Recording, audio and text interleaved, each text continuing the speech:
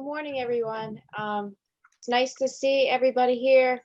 I'm going to introduce our dean, Regina Carlo, because she has another meeting that she has to go to quickly, but she's here to say good morning and hello to everyone. So Regina, take it away. Hello, everyone. I am pleased to welcome you all to this important conference that celebrates collaborations across many boundaries: land arts, ecology, science, fine art, and many, many more. I have spent a lot of time studying different areas of geoaesthetics in my own personal life. I was able to talk a little bit with Janae.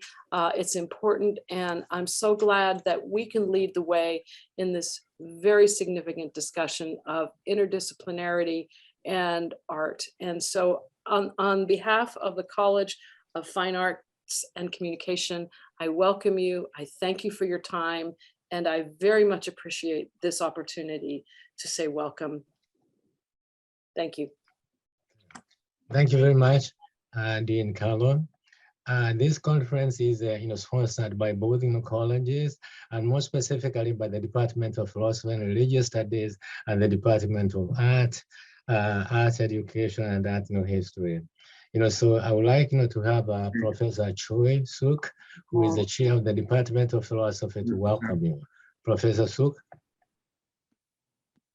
Thank you, Dr. Morongi. Good morning, everybody. What'd you do? I didn't do a thing. Okay. Just hold it. I cannot move as fast as you. Okay, stay where I'm you just are. a weak Stay where you man. are. Stay where you are. Stay where you are. I'm just a fucking weak man. Oh, you stop. Stop the crap.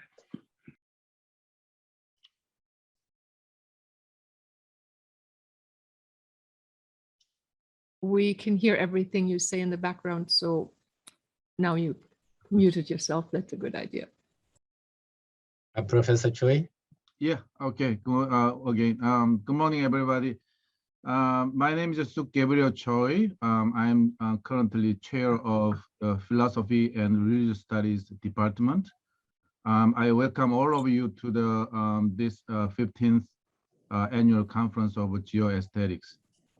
I'm so sorry that we need to meet virtually rather than in person, but obviously due to the COVID situation, I think this virtual meeting is a good choice.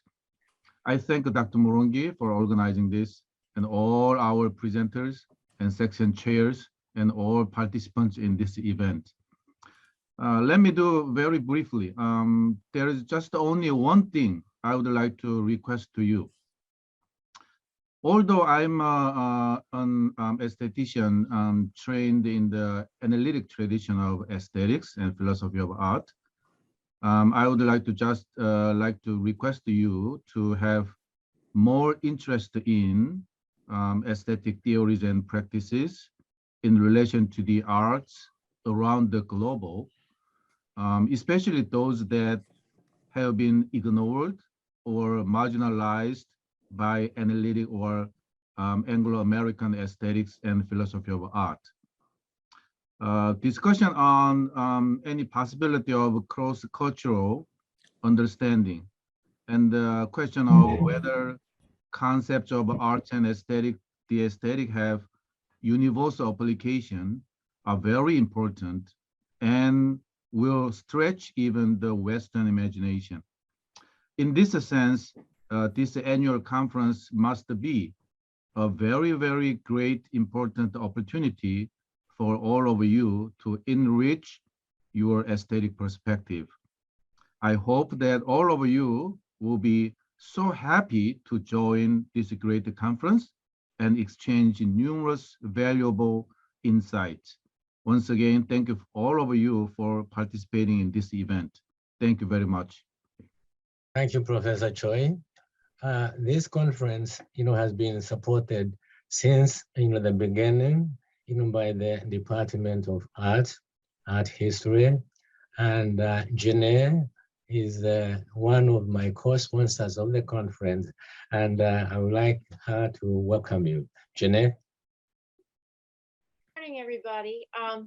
I don't have a lot of planned things to say, but I do want to say thank you to John for including the art department in this. I was in the middle of thanking John for inviting the art department for so many years to be part of this conference. It's just a really amazing way for us to share our ideas, to exchange ideas. Art and philosophy are so interconnected. I've always thought that, this is an amazing opportunity because it allows us to sort of share in the art department. It allows us to share our work through a different lens, through the lens of photography or philosophy, excuse me. Do what? And I'm just so glad to see so many of the people that I've seen in past years again this year, even if we are on Zoom. So I welcome you all. I thank all of you for participating, and I hope that we have a really excellent exchange of ideas this morning. And John, I will let you continue on. Okay. Thank you very much, Janelle. I want to say a few things about the origin of this conference. Many years ago, can everybody hear me? Yes. Okay. Many years ago, I walked from the building where my department is located to the College of Fine Arts. And I took a walk throughout the College of Fine Arts. And I noticed that many the programs there had something to do with the earth. I looked at painters, sculptors, photographers, dancers, and people in theater department. And it just occurred to me that the earth itself is what put all those programs together. Everybody who is into art has something to do with the earth. And I also noticed that my own college, my own department is located on the face of the earth. So there ought not to be any difference between that college and our college, between the departments in the College of Fine Arts and departments in the College of Liberal Arts. So I decided we should do something together. Also, it was very clear to me that many of the artists that I knew had interest in beauty, they had interest in aesthetics. And I couldn't see how my department, my college, indeed the whole university should not be interested in what is beautiful. So I decided to name the series of conferences Geo-Aesthetics, again, emphasizing the geography, geology, pattern. So again, this is an opportunity, for me, to welcome you. And the conference, welcomes, people in both academics and the non-academic, areas. We all are children of the art. We are part of the art. This is our home, so the relevance of the topic or the name of the this conference. To open our conference, I'm going to call Madeline Georgievich, who is going to chair the first session. She will be introducing the speakers. Madeline, are you there? Yep, I'm here. Okay, good. Okay, please take off. Thank you so much. Thank you everyone for coming. This is truly my favorite conference of all time because everyone here is so wonderful and it's been a really great community to be a part of for many years now. So this is our 15th and looking forward to it. So today I have the opportunity to introduce you to several very close friends of mine and fantastic philosophers. And to start us off, we're going to begin with Richard Wilson, who is from Towson University. And his piece will be called Imagining the Unimaginable, Creativity in the Time of Pandemic. Madeline? Is he here? And excuse me, Richard just talked to me and said that he is not going to be available, so his place is going to be taken by Kim, Sales. Okay. I'm sorry about that. No worries, no worries. So Kim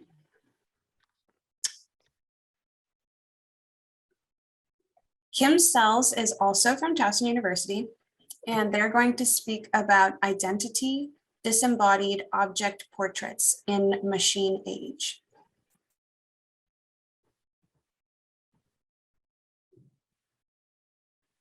All right, should I go ahead and get started? Okay, let me share my screen.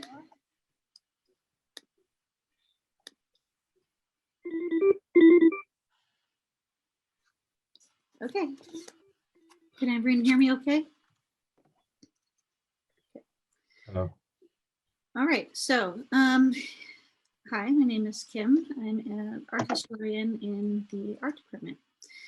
So in the decade following the First World War, a group of abstract portraits responded to the shifting subject-object relationships that developed in response to the ascendance of the machine.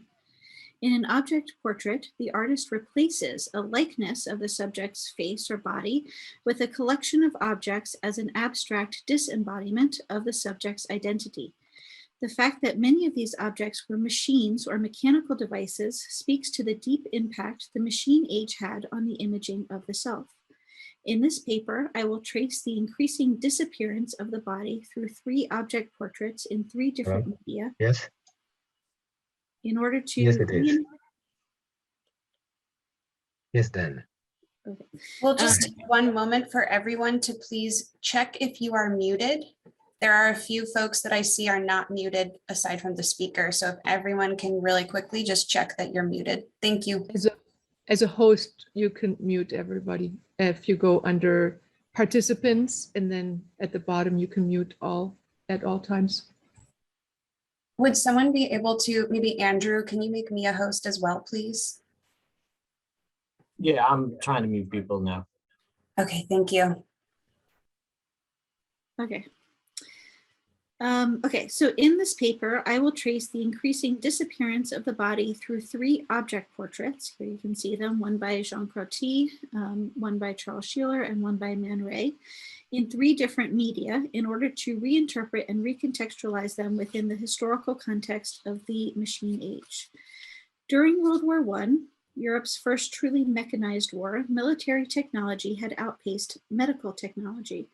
The large caliber guns and shrapnel of artillery warfare had the power to explode the body into unrecoverable fragments, to not only break but shatter bones. As Caroline Alexander notes in her Smithsonian article, Faces of War, the very nature of trench warfare proved diabolically conducive to facial injuries. She quotes an American surgeon working in France, Dr. Fred Albee, who lamented that, quote, "The soldiers failed to understand the menace of the machine gun. They seemed to think they could pop their heads up over a trench and move quickly enough to dodge the hail of bullets," end quote.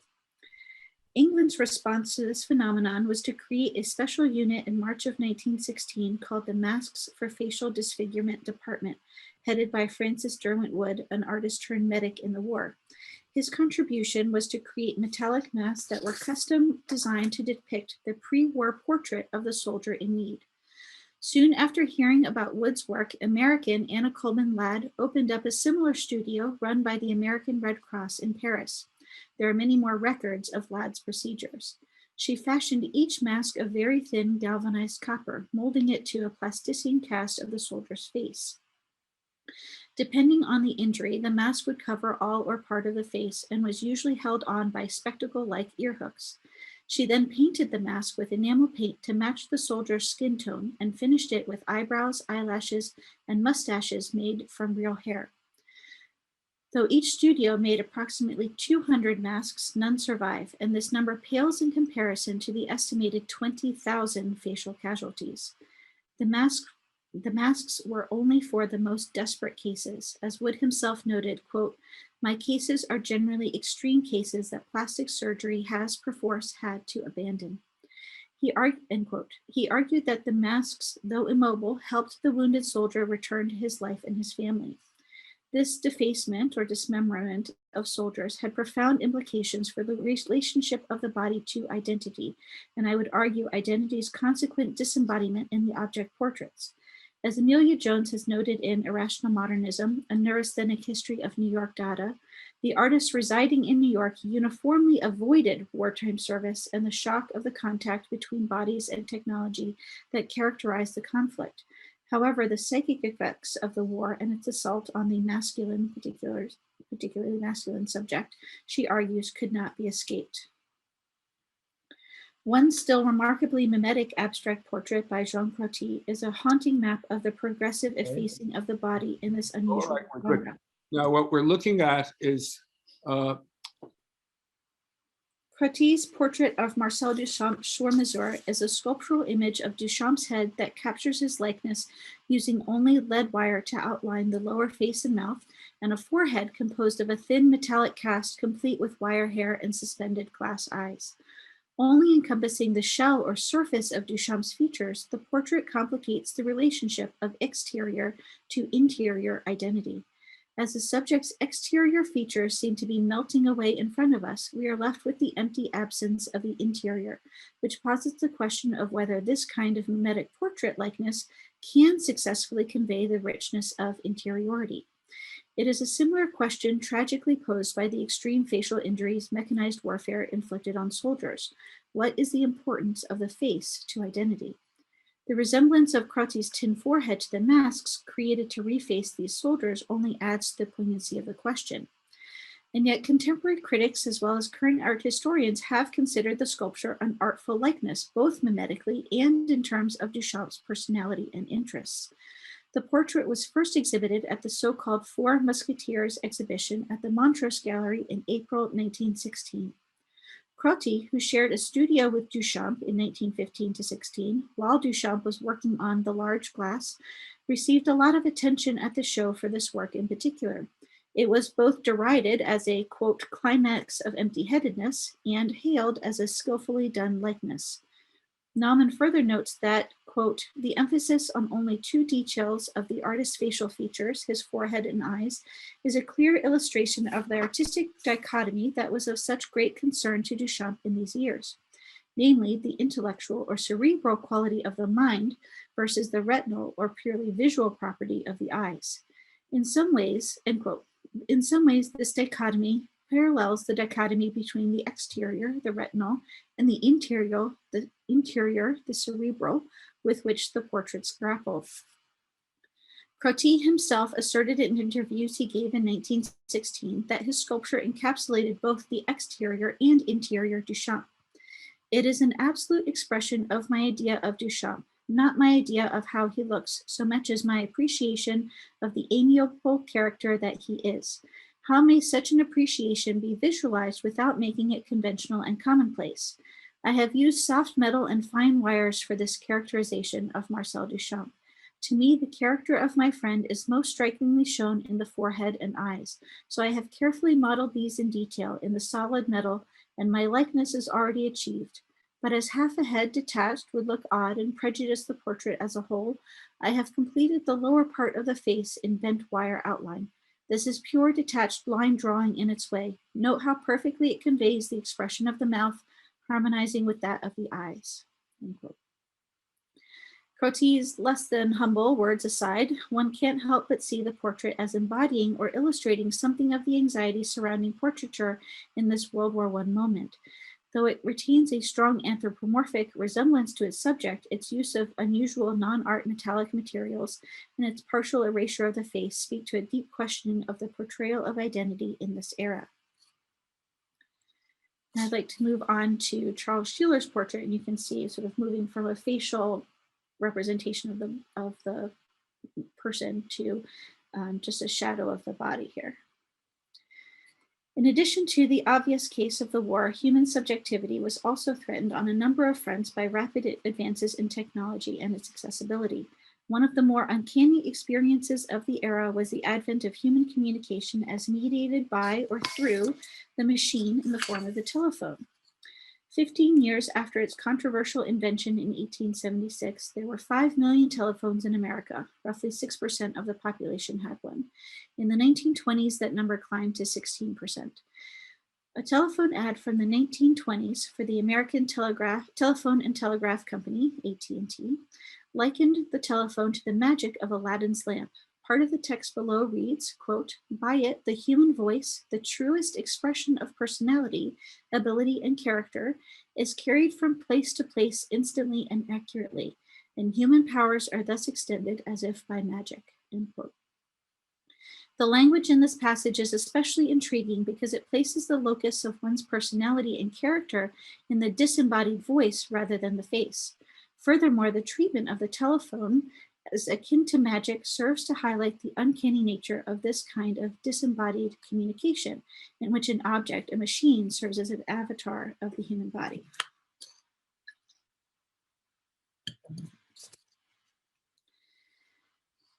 In 1915, the first coast-to-coast telephone call was made from New York to San Francisco, a highly publicized event inaugurated by Alexander Graham Bell himself. In 1926, the first two-way communication across the Atlantic was achieved. In another telephone ad from 1927, entitled "From the Far Corners of the Earth," the telephone marches toward us, ushering in a parade of people from around the world. And yet the term uncanny is useful in describing this experience because it connotes both a magical or mystical sense and a sense of anxiety. Even today, the image of the telephone on parade seems odd, as if this machine has come to life. Suddenly, the possibilities of technology take a turn for the troublesome. The machine is used to mediate human exchange and somehow has taken on a life of its own. While the telephone was a wonder that makes previously impossible communication possible, it also serves to replace face-to-face conversation and became a source of isolation rather than interaction. Don't we all feel that? In Charles Sheeler's self-portrait drawing from 1923, this same candlestick telephone appears as the subject of the work. Prominently displayed on a table or ledge in the foreground, the telephone replaces the image of the self in the artist's self-portrait. The words Audubon 451 sketched on the plate of the mouthpiece identifies it with Sheeler, since that was Sheeler's own phone number. Though we expect to see the phone reflected in the darkened window behind it, like the window shade cord, instead we find a faint reflection of Sheeler himself.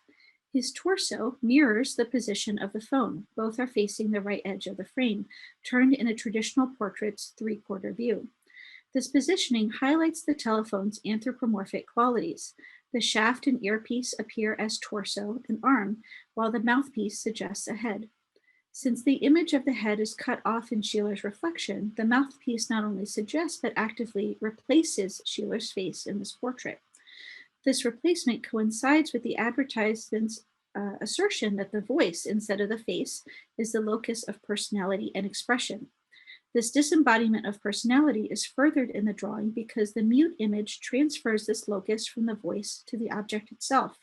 The solidity and presence of the telephone, in contrast to the shadowy and dim reflection of the figure, signals the disembodiment and eventual disappearance of the self in portraiture and its replacement by the machine. Though Sheeler is often deemed the poster child for the celebration of the machine age aesthetic of precisionism, this intimate drawing, and especially the ghostly figure in the reflection, reveals a far more ambivalent view of technological progress and its impact on human subjective experience. The disappearing vestige of the human image appears extraordinarily fragile in the face of technology. The darkness in the window pane suggests that it's nighttime and that the interior is lit with electric light. What's left of the already decapitated figure then could easily be extinguished completely simply by pulling down the shade or turning off the light. Mark Rawlinson has also argued that Sheeler's imprecision in his drawing of the shadows of the telephone's cords suggests a subtle distortion that comments on the new method of communication as a distortion itself, an alienating rather than liberating experience. I would further his argument by noting that the telephone, the main object here, is itself off balance, since part of its cord is stuck under the right side of the base. This instability, almost hidden by the hypnotizing stillness of the image, adds further weight to the fragility of the whole. Similarly, the promise of communication seen in the telephone advertisements is absent from the scene. Rather than an image of radiant progress, the telephone in this eerily still and quiet image speaks instead to the isolation and loneliness of modern existence. First titled Natur Mort Telephone, the dead and lifeless still life gives us pause when we consider how much more solid and alive it appears in comparison to the flickering faintness of the human reflection. Since the reflected figure is faceless and handless, it cannot communicate either by voice expression or gesture. Also reflected in the window is the presence of an empty chair, suggesting the absence of human face-to-face contact that the telephone replaces. As William Carlos Williams noted in his introduction to a Sheeler exhibition at MoMA in 1939, quote, "More and more alone as time goes on, shut off from each other in spite of facile means of communication, we shrink within ourselves," end quote. The means of communication become the means of isolation. Furthermore, the way the table enters into the viewer space suggests that the reflected image could also be the viewer's, implying that isolation is one we share. In this way, the headlessness of the figure suggests that it is an image not only of the artist, but of the everyman. As Rawlinson notes, it, quote, alludes to the possibility that there is no longer a tangible self to portray, end quote. This is precisely the question that the object portraits seek to explore, and a large part of their work considers how the machine is implicated. All right, so moving from Sheeler's portrait now to Man Ray's portrait, we see a complete sort of disappearance of the body. And you have about 5 minutes. Okay. It was not only the machines themselves that threatened human subjectivity, but also the celebration of the cult of machine efficiency that threatened to reduce the human to an unthinking machine. Around the turn of the century, Frederick Winslow Taylor, the father of scientific management and a leader of the efficiency movement, became the bane of labor unions when he implemented time and motion studies in order to assess the efficiency of individual workers. The other figurehead of this movement was, of course, Henry Ford in his introduction of assembly lines and mass production of the Model T. These two men, among many, but chosen here for their celebrity status, strove to change labor from a system of skilled workers who completed entire tasks to a regimented system of individual rote actions, repeated endlessly, which were eventually combined with others to produce a whole. I'm going to skip ahead here a little bit and talk a little Metropolis, but moving on. This efficiency craze and its resultant ambivalence was not only confined to the sphere of the factory. In 1913, Christine Frederick wrote an international bestseller entitled Household Engineering, Scientific Management in the Home, which advised women to transform their kitchens into efficient factories. Many implements were newly designed and promoted in the early 20th century as time savers for women, among them the electric iron, the electric vacuum cleaner, and the electric toaster. Interestingly, Man Ray photographed one of these household devices, the handheld egg beater, as a kind of self-portrait, titling it Homme, French for man, referring to his name, in 1918. He then sent the photograph to Tristan Tzara in Paris, where it was first exhibited, his first exhibited work in Paris at the Salon Dada in 1921. Man Ray carefully lit the egg beater in order to create a shadow on the surface on which it rests. The shadow duplicates the bulbous end of the instrument, resulting in the appearance of dual hanging orbs. This, combined with the angle of the crank handle, makes the whole look remarkably like male genitalia. Like Sheeler's drawing of the telephone, Man Ray has deliberately anthropomorphized this machine. Unlike the Sheeler, however, Man Ray has completely eliminated his physical presence in the image. So while the image still remains anthropomorphic in quality, it ventures toward another degree of the disappearance of the body. Here, instead of man being overshadowed by the machine, there's a confluence of man, the very essence of manhood, and machine, suggesting the very thing feared by those opposed to Taylor's and Ford's methods. The question then becomes, is this image of conversion one of power, as in the cyborg superhuman, or one of impotence, as in Marcel Duchamp's mechanized bachelors in the large class? I'm not sure I have the answer, but it is this very ambiguity written into the object portraits which make them such powerful embodiments of the anxieties surrounding the depiction of identity and the ascendance of the machine in the post-World War I moment. Thank you. Thank you so much, Kim. Now we will open up to questions, and please raise your hand or put something up there. Just leave me alone. Now they can hear you. What happened? What did you do? We can hear you now. Oh, okay. Sonia Stark. Am I on? No, Yes. Donald Cuspit? No, it's supposed to. We can hear you. Oh, okay. I'm a little early. Okay. I'm sorry. I didn't realize in terms of the time. My paper is called The Therapeutic Value of Aesthetic Experience. Oh, I'm sorry. We're doing a Q&A right now for Oh, okay, I'm sorry. All good. Okay. Does anyone have any questions?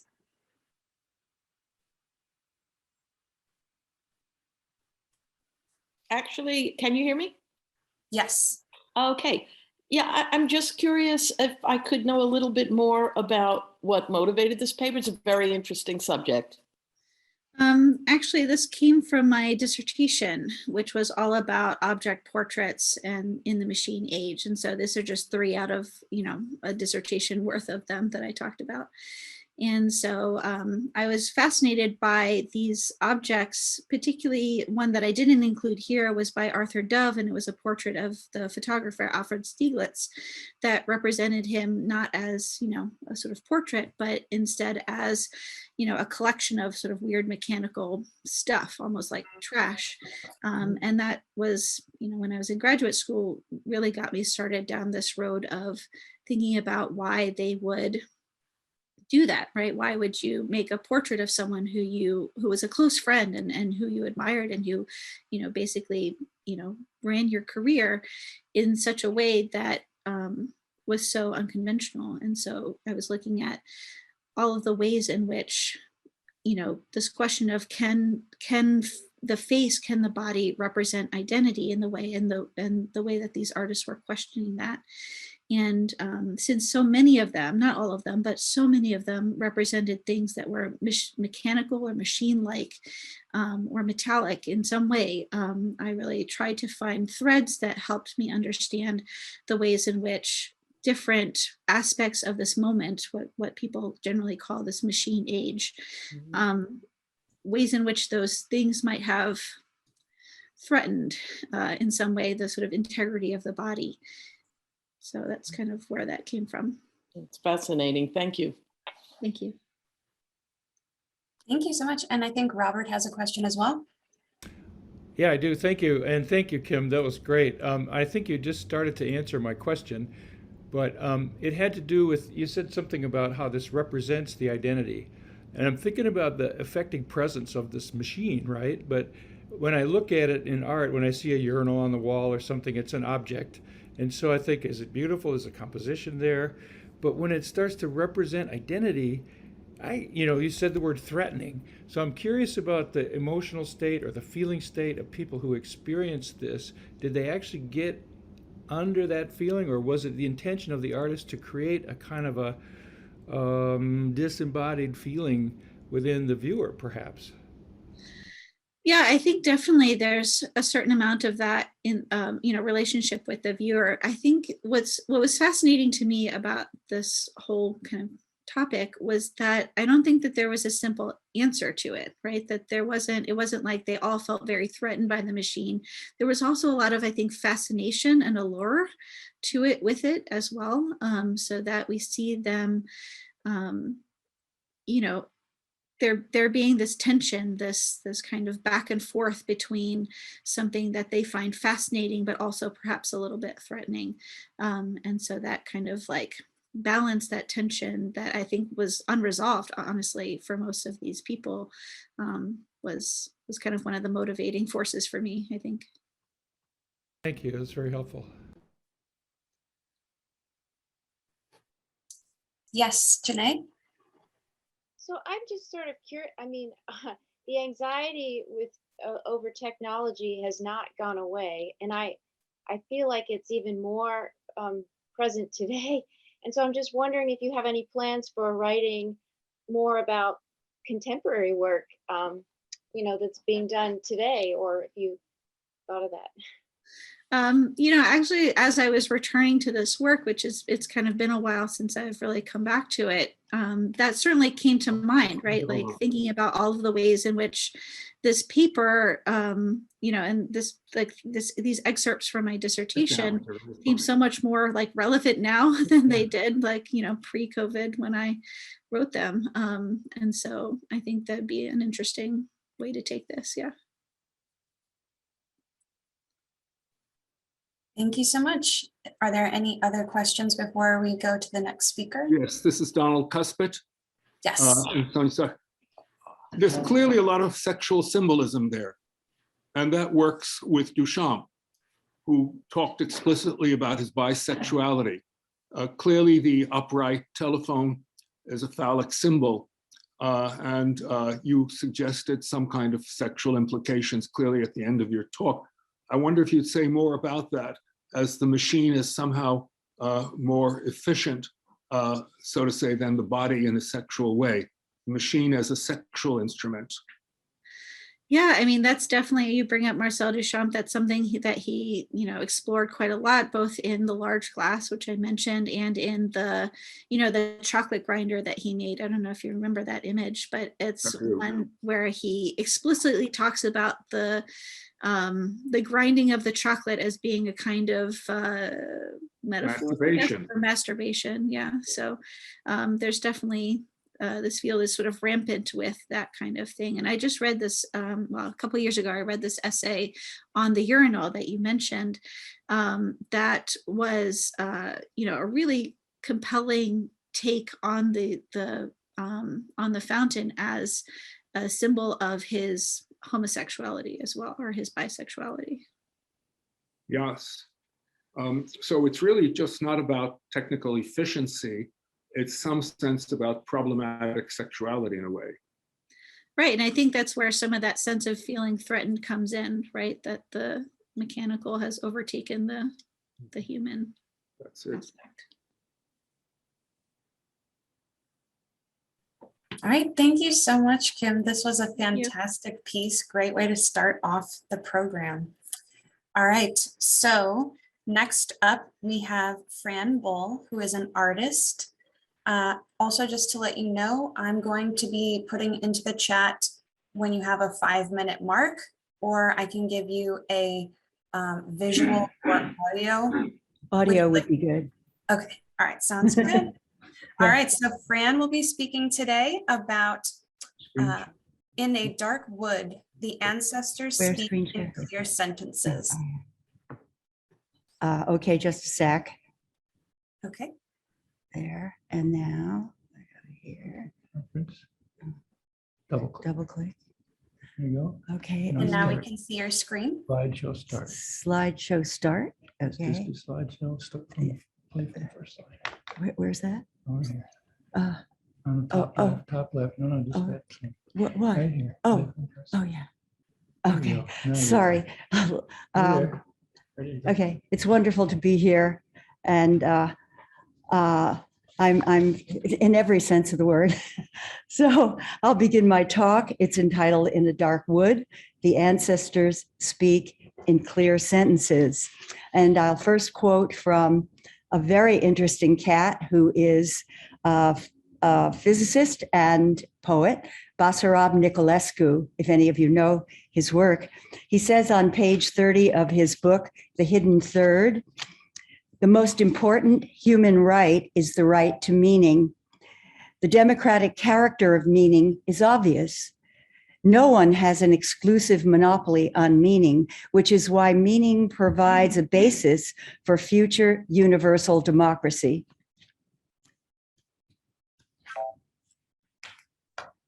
As a young child, I was taken by my mother to a museum in our area, a museum of art. I was 6 years old.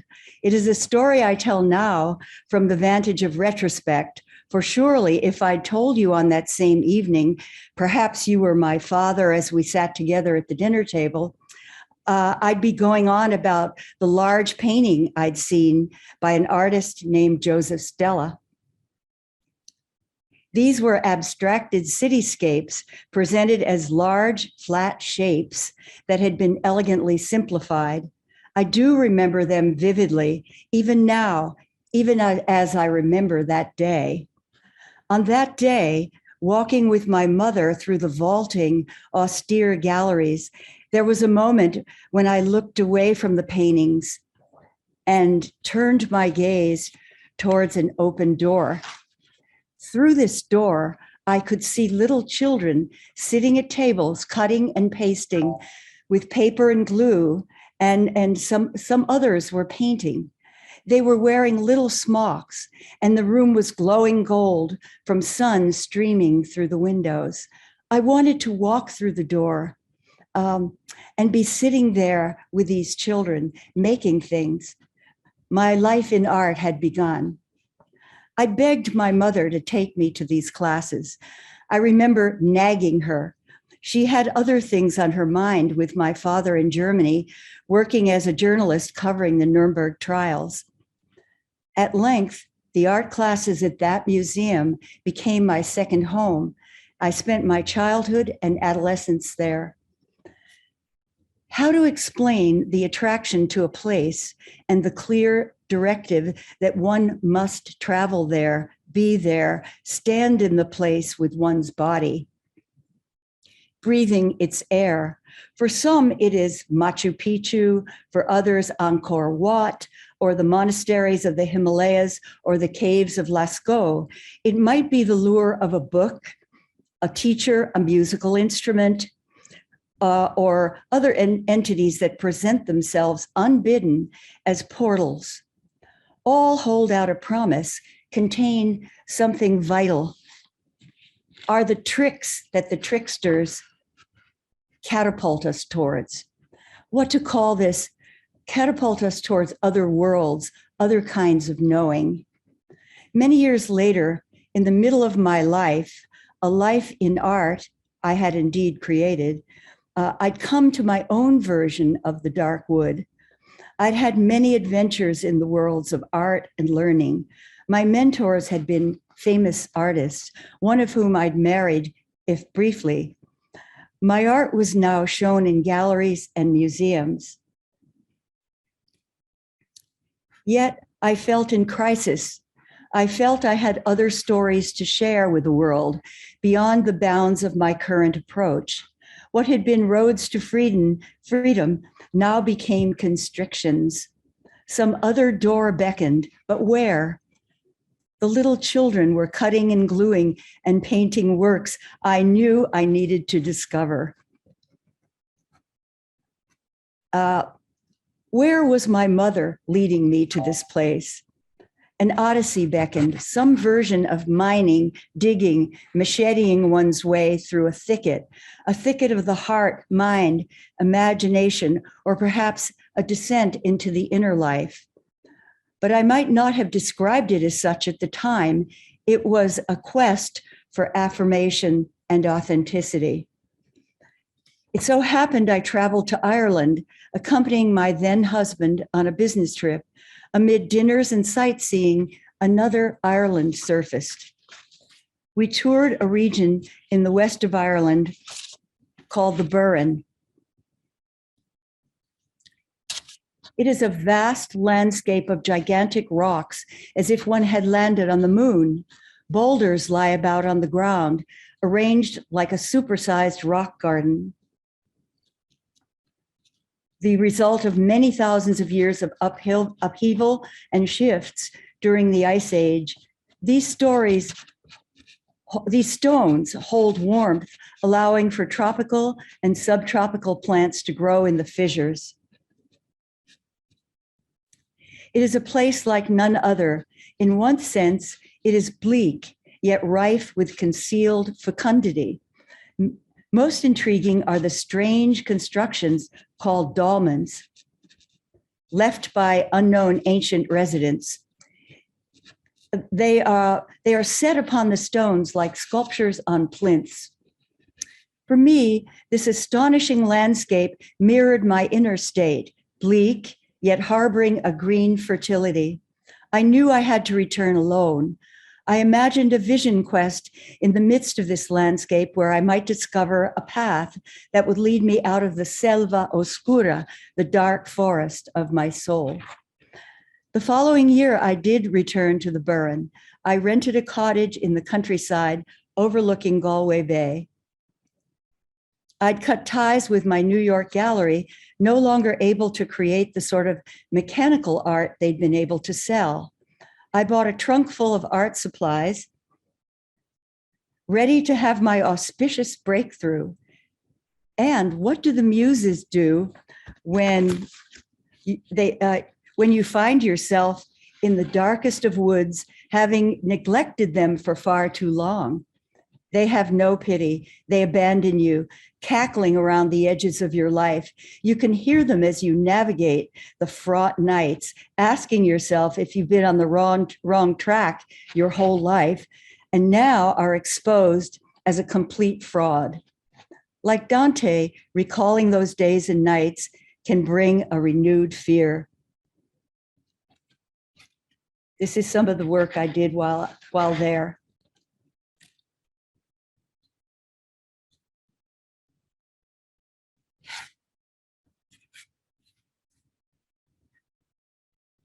My daughter came to visit, and we drove across the country to the great city of Dublin. We are perusing the books in a quaint bookshop, and my daughter, another of my guides, hands me a book entitled The Stars and the Stones by artist and explorer Martin Brennan. Here, Mom, you need to have this. Martin's book details his 10 years of research into megalithic art. It is a beautiful book and filled with his drawings.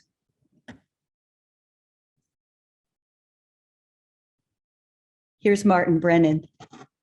That tells the story of his investigations into the puzzle of the ancient megalithic passage mounds in Ireland, specifically the Great Stone Monument at Newgrange.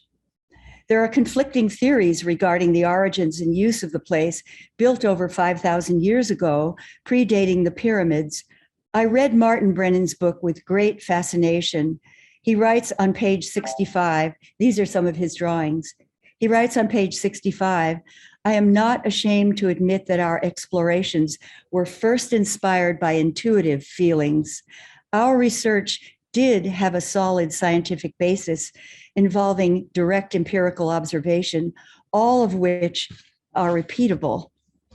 An artist's mind and eye are trained to search for more than a superficial meaning in the works of other, more ancient artists. We should recall that the world did not first hear of the lights of Newgrange from an astronomer or archaeologist, but from the artist and mystic poet, George Russell, who asked, "What secret lies behind the lovely light?"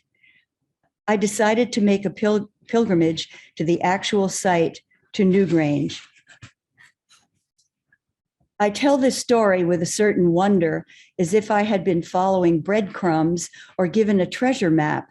I tell the story of getting into my little car and driving towards Dublin, then turning north as I followed the River Boyne, drove into the Boyne Valley, all without a map or plan. The night became quite dark and a huge rainstorm arrived. Country roads were narrow and now rain pelted the car. There was an inn nearby, or was there? I didn't know.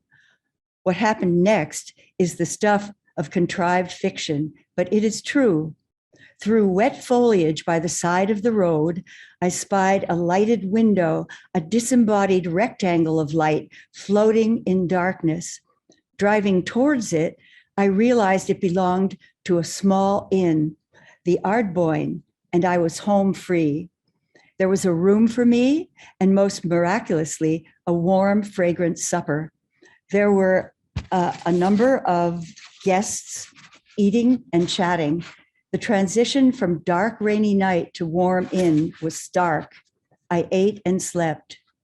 In the morning, I awoke to a world transformed. Sunlight blazed through white curtains in my little room. The sky was a brilliant, clear blue. I gathered myself and made the short drive to Newgrange. Newgrange is a megalithic mound whose outer walls are covered in quartz crystal. It appeared very manicured and new, gleaming as the sun glinted off the stones, not as I'd expected. I purchased a ticket for a guided tour led by an archaeologist. Here's where it got interesting. The tour took one down the long, narrow entry passageway to a chamber deep underground. Above the entry is a box-like opening through which the sun's rays enter and trace a path into the deep recesses of the mound into the inner chamber.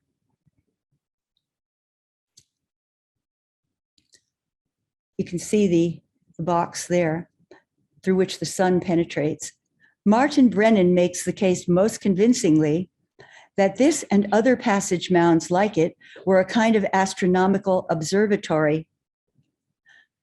During solstices and equinoxes, the sun puts on a light show, an underground light show.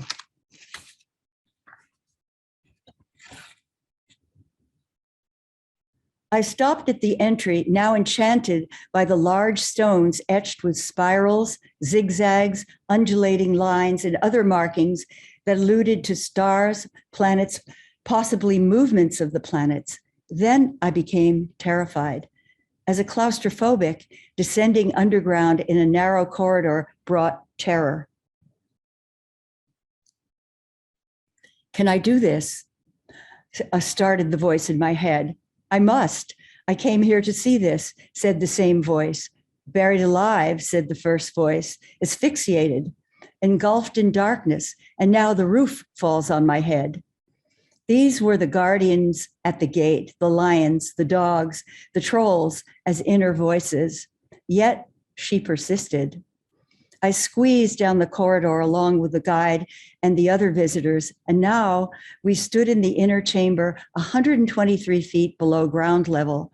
We all stood in the corbelled domed chamber, an underground cathedral, as the guide spoke about this being a burial mound. He seemed not to have read Martin's book and spoke little about the astonishing markings on the walls.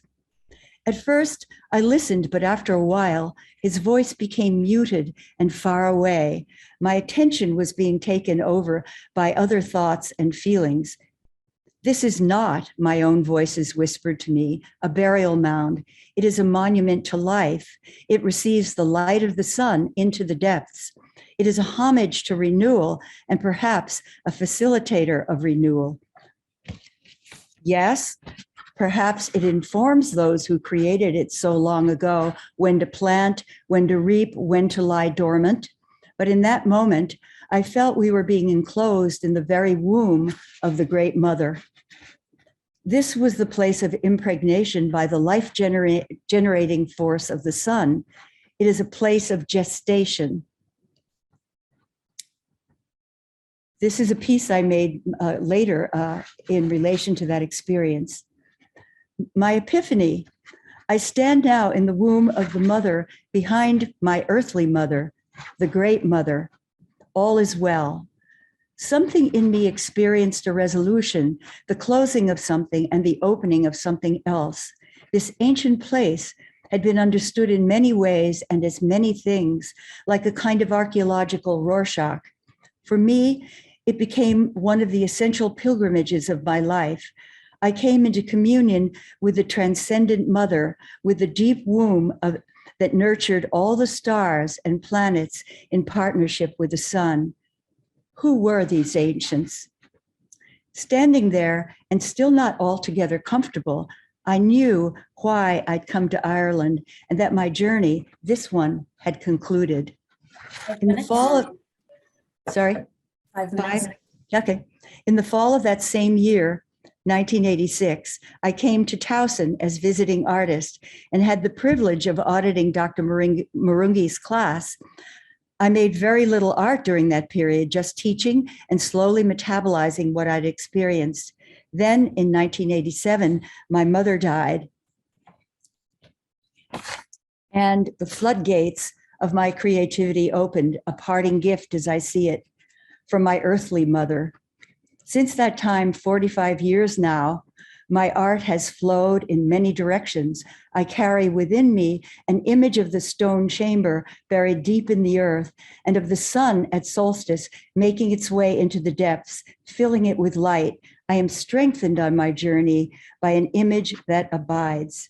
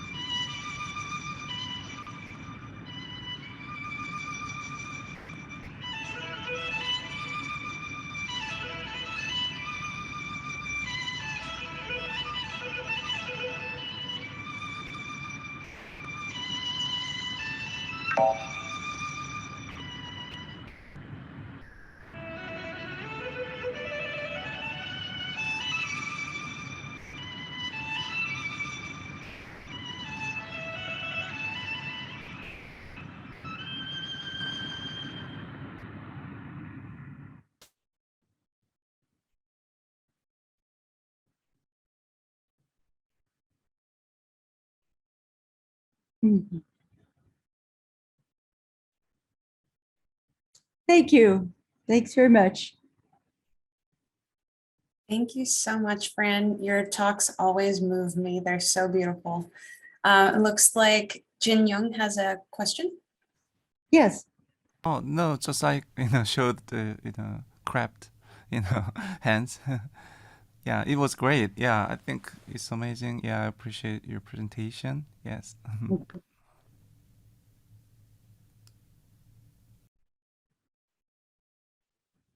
Does anyone have any questions they would like to ask or thoughts to share?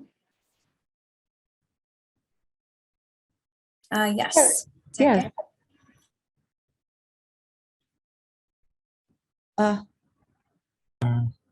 Okay, my name is Zeke Botokuma. Yes. I love the title of your talk, especially the subtitle, The Ancestors Speak in Clear Sentences. And I thought that subtitle could be a way of telling us that we are not necessarily always following in the path of those ancestors. And the starting statement you made about humans' right to meaning was also very interesting to me. And I do believe that the right to meaning is the right to truth. And I wonder if I'm right in saying that. And I say that because we know that the lack of meaning and the lack of telling the truth is one of the things that is causing trouble in today's world, including wars. Yes. The lack of which we are witnessing in Ukraine. Just a comment. Great. Thank you.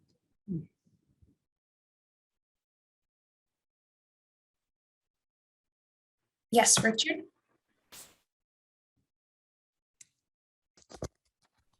Let me just say that since I can pop in for a minute, that of course I always love everything that you do, Fran, but it seems to me that for all of the darkness that you were alluding to there in various moments of your journey, there's an awful lot of light that's really at the center of all of that darkness. And it's interesting to see how it is that in the middle of the night, the window sort of comes to you and you find your way. And then, of course, there's your mother's death and all of that sort of dark business. But then, of course, the art is the expression of the light that you actually have perceived in some way. And that, of course, is something I guess anybody that comes in contact with you knows, that somehow on the inside of you, there's just this light in the center of you that is absolutely fantastic, that you express through your creative activity. Well, thank you. There is darkness, believe me.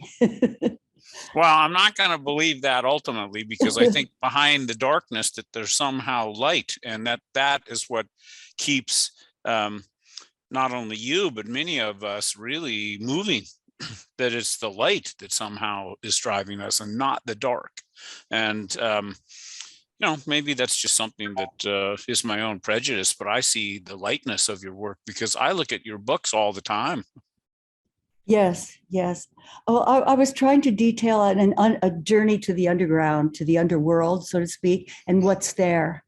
There's a treasure there, and I kind of was able to bring it back in this journey, and so perhaps that's what you notice. Thank you so much. And Kip?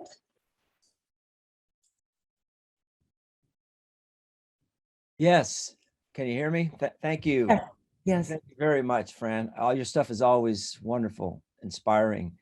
I really was moved by, your description of going into the tomb and the light, and then you realizing that it's a place of life, right? Yes. And I was just thinking about the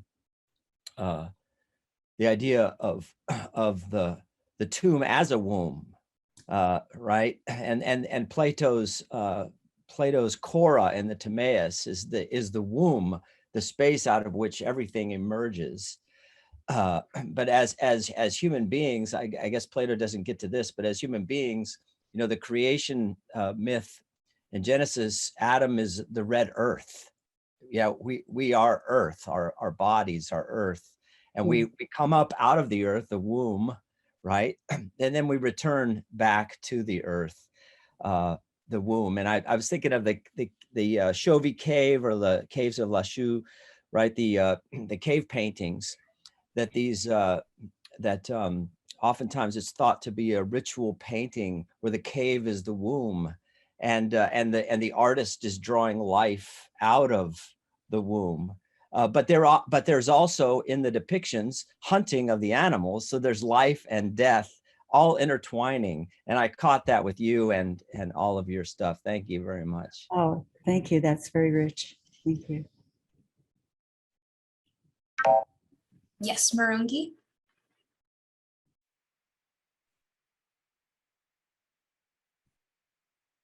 You're muted right now.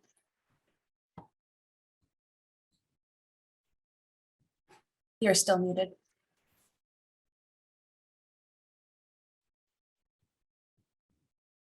You're still muted. Marungi, we can't hear you. Oh, my Lord. Yeah. There we go. Now we got you. Yep. Okay. Fran, I was thanking you. I don't know whether you heard me thanking you, but that is what I was doing at the time of silence. As you are talking, I was thinking about darkness in light and the light in darkness. Yes. And as I was thinking about how the two are intrinsically connected, I started trying to go beyond the visual sense of darkness and light, to again bring in all the other senses, and in bringing life in general. That is in life there is darkness, and in darkness there is life.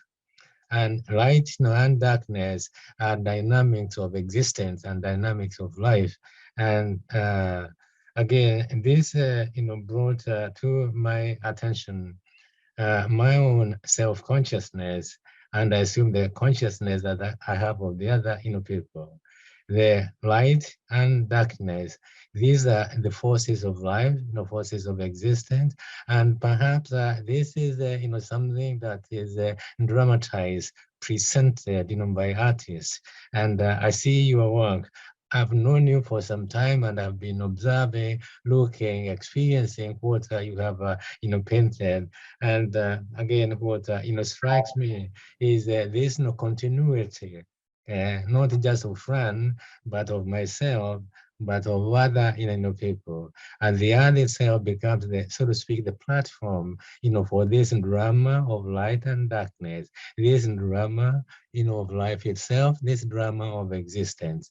So I thank you as a way of thanking everybody else. And of course, I'm not leaving myself out, thinking myself, because we are all interconnected. Thank you.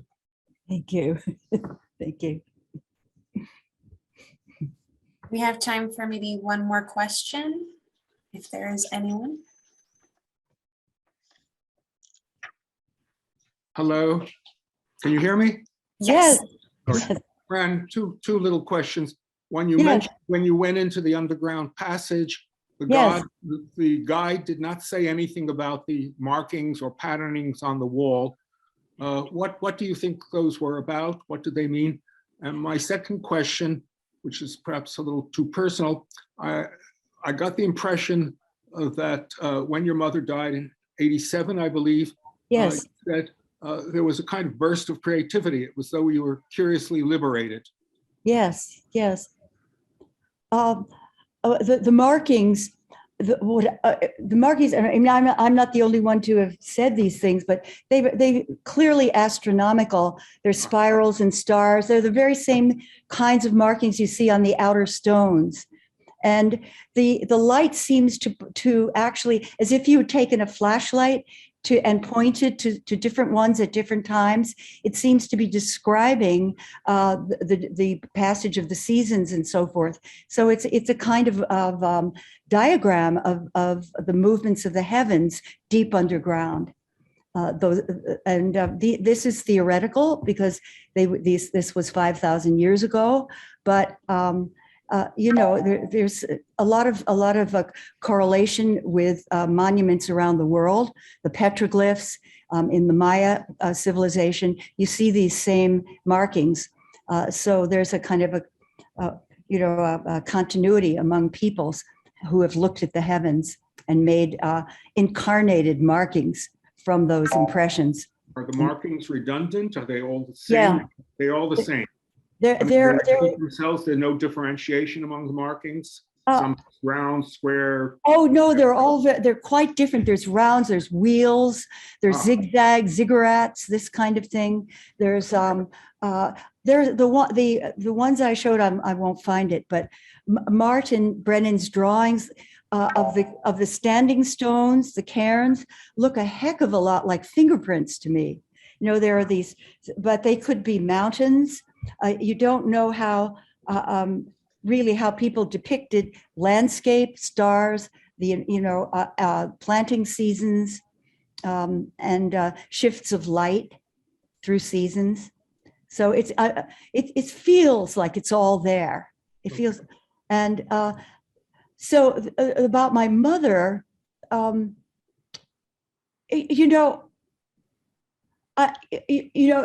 psychologically, you could say, oh, well, one's mother was repressive, but clearly she was not. So, and so when she died, I was freed or something to make my art, but it was something different. It was as if to say, okay, I'm leaving now, and here, this is for you. This is now you can go on. And that's what that felt like. Thank you so much for sharing your story with us, Fran. That was beautiful. It's so wonderful. And that was the call of the conference, right? To share our experiences with one another. So thank you for bravely sharing yourself. So we're going to move on to our next speaker now. Our dear friend and colleague, Dr. Ann Ashbaugh. She is from Towson University, and she's going to speak to us today about aesthetic embodiment. Anne, would you like to have a verbal cue for 5 minutes, or a visual, or a chat?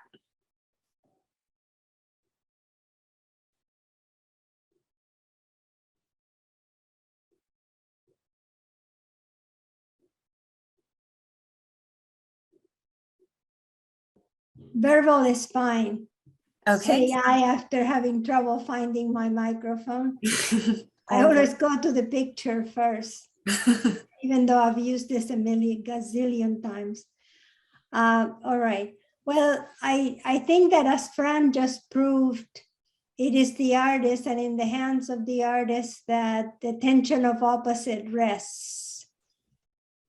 And in that tension of opposites, I think we can find in ourselves experiencing the world differently and moving to affective presences. I thank you too, Fran, because you are a font of just delight and transformation. So in the light of that, my quest is slightly different, meaning my quest is one of trying to experience something that philosophers have denounced for a long time, and that is the subject-object dichotomy, and trying to experience the world and each other outside that dichotomy, or without it, or subverting it somehow. So my images, I'm going to rely on art because it is in art that we can find that experience. My images are not as beautiful, but there's some, I'll be showing you a piece of Manet that has been important in my life and move on from there. Okay, so today, because we have a short period, I say that I chose to intimate rather than explain. But I hope the intimation is sufficient to carry out some meaning that we can take with ourselves and continue to think about. The subject-object dichotomy has functioned as a minotaur in the maze of human experience, routinely devouring our novelty, the youth and maidens of Athens, and calcifying perceptual experience. In a three-dimensional world, perceiving demands a complicity between I and mind that provokes perceivers to distinguish between these two faculties to explain their experience of an external, though internalized world. Last century, Merleau-Ponty and other phenomenologists pointed out the problems surrounding the objectification caused by the subject-object dichotomy. So we have announced the problems of that dichotomy. We have looked at them in the face. We sought to overcome it and explain its fallacies and its dangers. However, we did not subvert it because we failed to experience non-dichotomous perception. Let me explain that a little bit. When we look at an object, I often in classes, I point out mundane objects because that's all that I have around me, but let's just say from my desk. So if I say, what am I holding? What do you see? Directly, what do you see? They all say a book. And you say, well, are you crazy? Of course it's a book. Yes, but you don't see a book. You see the back of a book. You don't see this part of the book. You don't see this part of the book. So what completed the perception, what gave us the illusion that we see the whole item is the word book. We rely on language to complete the perception. And Merleau-Ponty realized that too. And a lot of other philosophers, I just happen to like him. But so that's the predicament. We live in a three-dimensional world in which what we perceive is only a slice, is only a part, depending on our perspective, right? And then we can turn it around and look at other parts, but we cannot see the whole thing at once. And that throws, in fact, the eye in a dependence on the mind or on language. And insofar as all our languages in the West, or many of our languages in the West, certainly not Native American languages, but insofar as our languages that we associate with the European tradition are tied up to the subject-object dichotomy, our perception is dependent on the subject-object dichotomy. So we have actually said we want to overcome it. We don't want to objectify that which we perceive, but there's no other way to complete the perception unless we accept the fragmentary character of our experience, or unless we somehow create a different experience. And what I'm going to suggest today is that that's what happens in art. So I think that a radical shift is needed at the core, a shift that we haven't performed. And that core I'm going to identify as our experience of space and time. We need what I call a spatio-temporal upheaval, a shift that allows us to see all at once in a present that lasts. Because the present time that we have right now has become shrunken and more shrunken and more shrunken. So we talk about the now. So now, present, now that's past. Now, present, that is past. Now, present, that is past. So what I'm saying is we need a shift. We need a spatial experience that gives us a certain degree of completeness, And we need a time that allows us for a present that lasts, a present in which we can find each other. Because if we're going to have effective presence, we need a present in which to have it.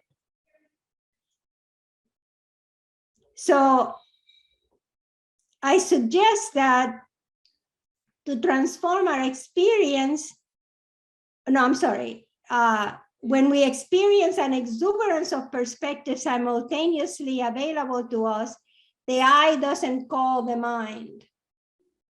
The eye is not calling for language to complete.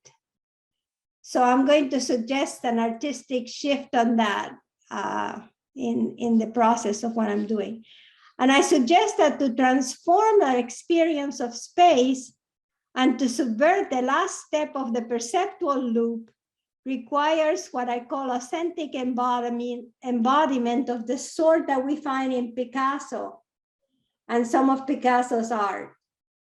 Specifically, I'm thinking of what he achieved in his iterations of Rembrandt, Velázquez, Manet, and other realist painters.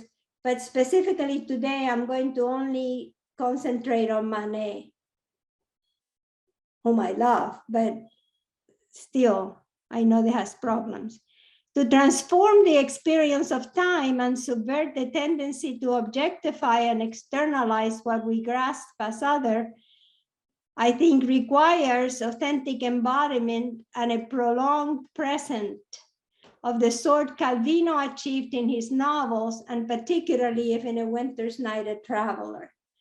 So I'm going to show a transformation of time that we can experience in Calvino's If in a Winter's Night, A Traveler, and a transformation of space that we can, of our experience of space in Picasso. Specifically in Picasso, I'm looking at Manet, his iterations of Manet's La Déjeuner sur l'herbe, it gets translated as a picnic or lunch on the grass. And that's what I'm going to be looking at. And to expose the fullness of Picasso's embodiment, I'm going to look at what he did with that. Okay. An analogous experience characterizes Italo Calvino's novel, If on a Winter's Night, A Traveler. A first chapter written in the second person singular you. So here's what we have in Calvino. In Calvino's novel, the narrative voice could be first person, which allows you to see internal reflections and the stream of consciousness. Third person, which gives access to what everyone is doing and some of what they're thinking. Calvino introduces the second person, you. So we have the second person perspective enter into the novel. And with the second person perspective, what we have is a search of you, meaning you and I, the reader, for the second chapter of the novel. Because what happens is that in the first chapter of the novel is read, and when you go to the second chapter, there's a printing error that puts in the first chapter of another novel, and then the first chapter of another novel, and the first chapter of another novel, and until we remain on the first chapter. Okay, so those are the things that I'm going to be looking at. So while Picasso defies the absences of spatiality, Calvino overcomes the absences of linear time by denying each event its usual past. So every first chapter and in every genre exemplified, every reader, every character, all of them are present along with each other. So it's a different kind of coexistence in the literary work. So let me begin with Picasso. Picasso, let me give you, my images are not great, but I'm going to share. I'm going to do the screen share and hope that I can give you. All right.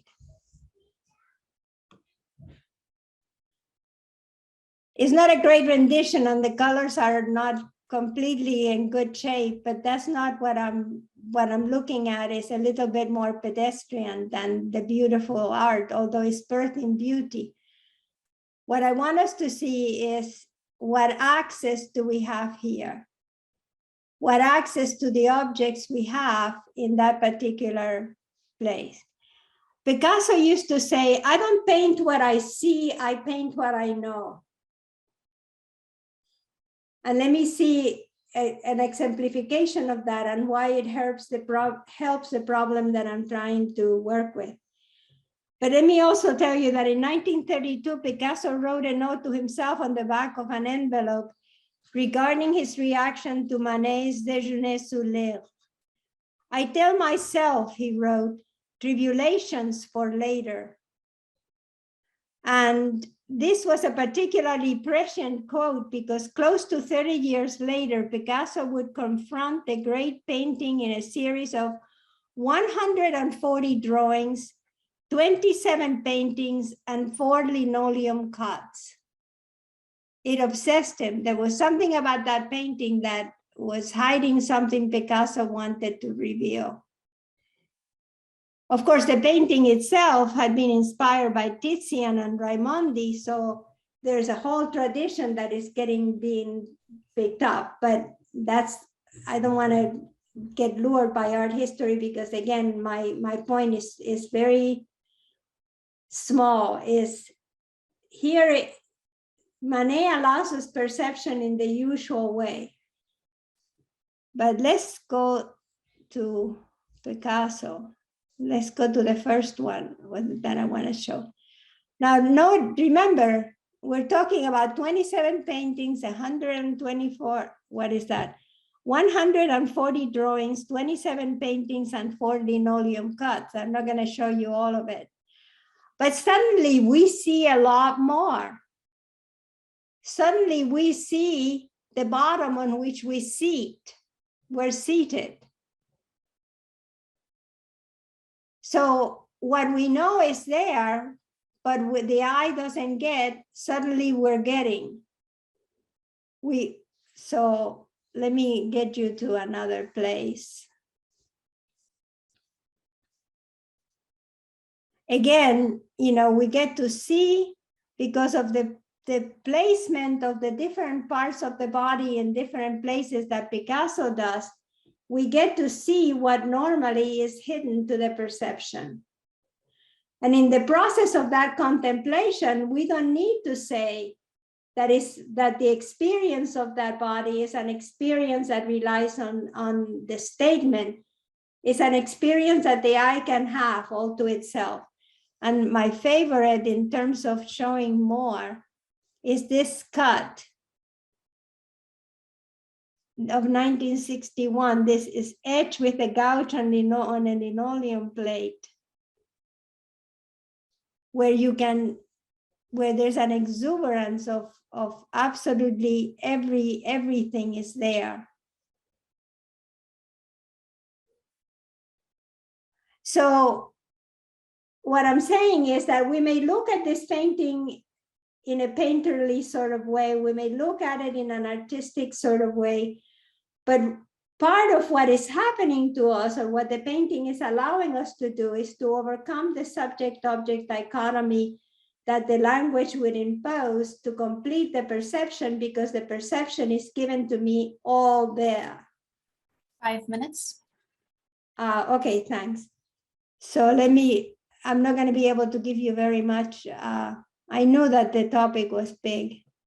So let me go to Calvino now, and I'll give you an intimation of it to make it quickly. I neglected Calvino. I thought I was going to have more time, but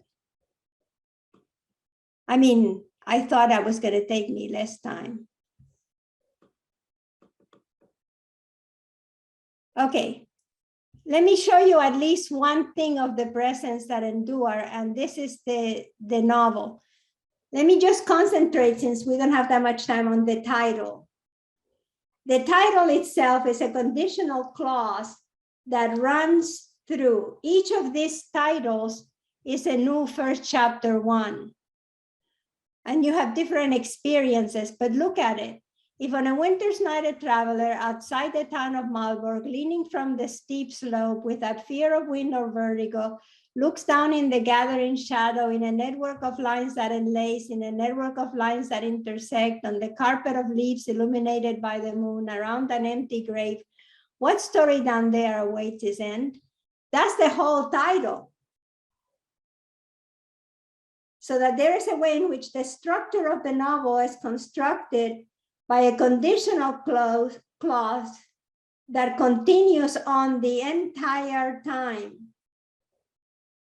You could also, in fact, begin on the carpet of leaves illuminated by the moon in a network of lines that intersect, leaning from the steep slope outside the town of Marburg, looks down on the gathering shadow in a network of light. If in a winter's night a traveler looks down in the gathering shadow, you see, there is a way in which we need to return to if in a winter's night a traveler at some point, but the novel itself is making present every chapter, the characters, which includes you, so it's the narrator, the author, the reader, all together in a novel that is an extended present, the present tense. So there's a lot more that is happening, but that is my whole sense of it. So in short, what I'm suggesting is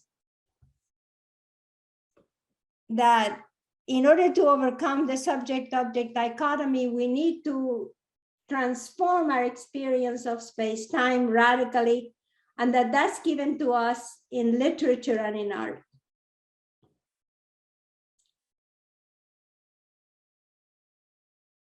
That's it. Thank you so much, Anne. All right, so we have some time for questions. If you have any, please either give me a visual hand raise or put up that little emoji. I can't find the emoji, but I have a question. Okay, all right, go for it, Linda. Anyway, thank you so much for your presentation, and I couldn't help but think about how, like your example of the book cover, how in music our mind's ear fills in certain missing notes. When we hear composition and some notes happen to be not there, our mind's ear fills them in. Like our verbal language, the musical language is very much the same.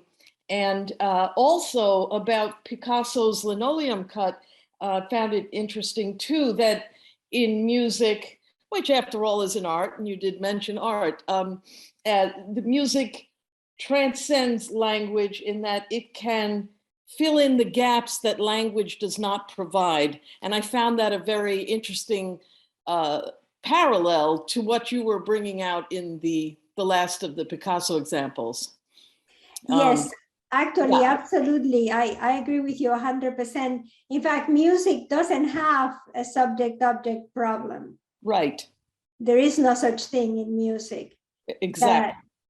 Is a perception completed, self-completed, as you say, by mending, by somehow constituting the whole thing out of the music structure itself. It doesn't go from perception, it doesn't go from sensation to thought. Correct. It's just there. Yeah, absolutely. The only reason why I didn't do it, I didn't mention music, is because music doesn't rectify it. It's already been that way. Yeah, well, in a way, I think by saying art, you are, each art has its own medium, of course, but I think that, and sometimes uniquely so, as with music. However, it does bring in that very same idea of something that transcends the subject-object dichotomy in a sense. And I enjoyed that about your presentation, because so often I'm focusing on the musical and realizing here that, you know, it has so much broader ramifications in these other areas as well. Yeah, absolutely. And in fact, Nietzsche recognized that in a powerful way when he talked about the power of tragedy. Right. So Right. definitely art. And I think that's why, in fact, there can be such a thing as a trance or a transformation of the whole individual in the experience of music. You're completely on target, Linda. That's the point I was trying to make about these other ones. You drove your point home so well that you had my brain working this early in the morning. I'm not a morning person either. Not a morning person, but thank you very much. And Fran too, thank you. The artistic side of all of this just gives us so much to think about, because it's not wholly within our grasp, no matter what we do, but we work with it and we come to greater understanding about it. And that's what all of you so far that have spoken have done for me today. So thank you.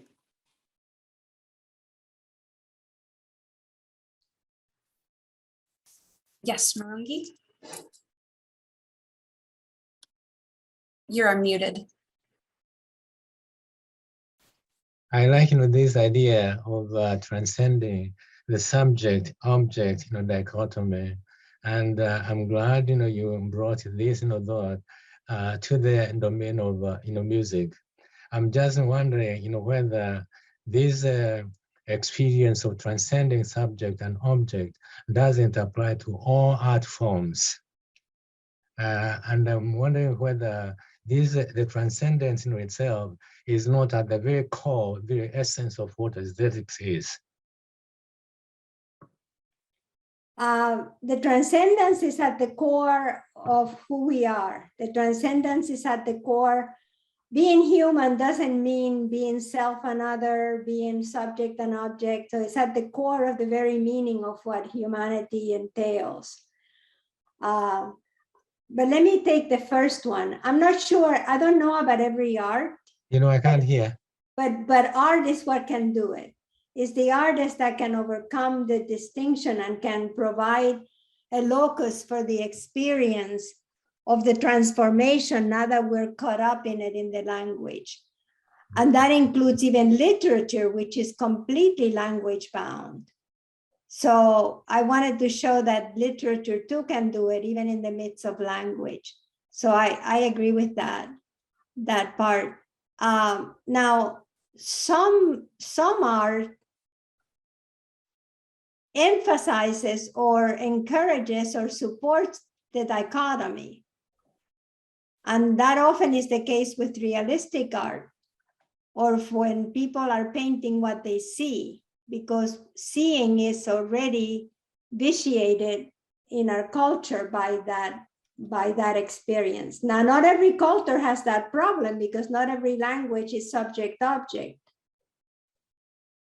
But insofar as that's the case, as much as I love Manet, Manet doesn't allow me to do that transformation unless I can put him together with Picasso. Picasso found it, because Picasso painted what he knew about Manet, that Manet was not painting and was keeping as a secret. So sometimes art is complicitous with the dichotomy, but it is art that can actually overcome it. That's the part that I would definitely say. The other part that I think is important in what you're suggesting, Murungi, is that as long as we are caught up in the web of the subject-object dichotomy, we can never be completely human or relate completely in a humanly way with another human beings or with any other kind of beings. So it is important that we overcome it, which is why I thank Murungi for this conference, because this conference brought it back to me, that this is something that we keep announcing, we keep saying it, but we don't do it. That is, we don't seek those experiences that are outside the subject-object dichotomy. So that what we need to do is restore a subject-object tension. And then we no longer have subjects, we no longer have objects. But that's a longer story. Thank you so much. That was amazing. I think Dr. Marungi is actually having some audio trouble, so I'm not sure if he was able to hear the answer entirely. But I see that Kim has another question, so we'll go on to Kim.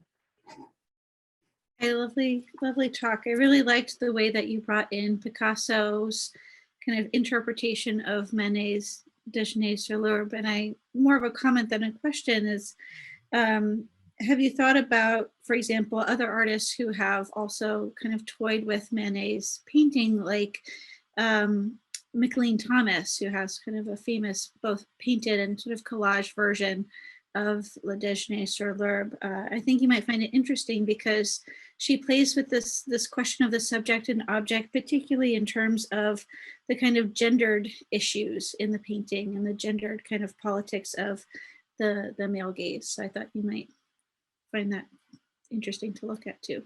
Thank you, Kim. I haven't, but I certainly will now that you told me about it, and I'm going to write it down to do it. I appreciate it. I know I live in a very male world. It's become a habit of my existence. So even the dead are my male words, Plato and Nietzsche. So this is very good, and thank you. Thank you so much. We have time for maybe one more question. Yeah, Janae.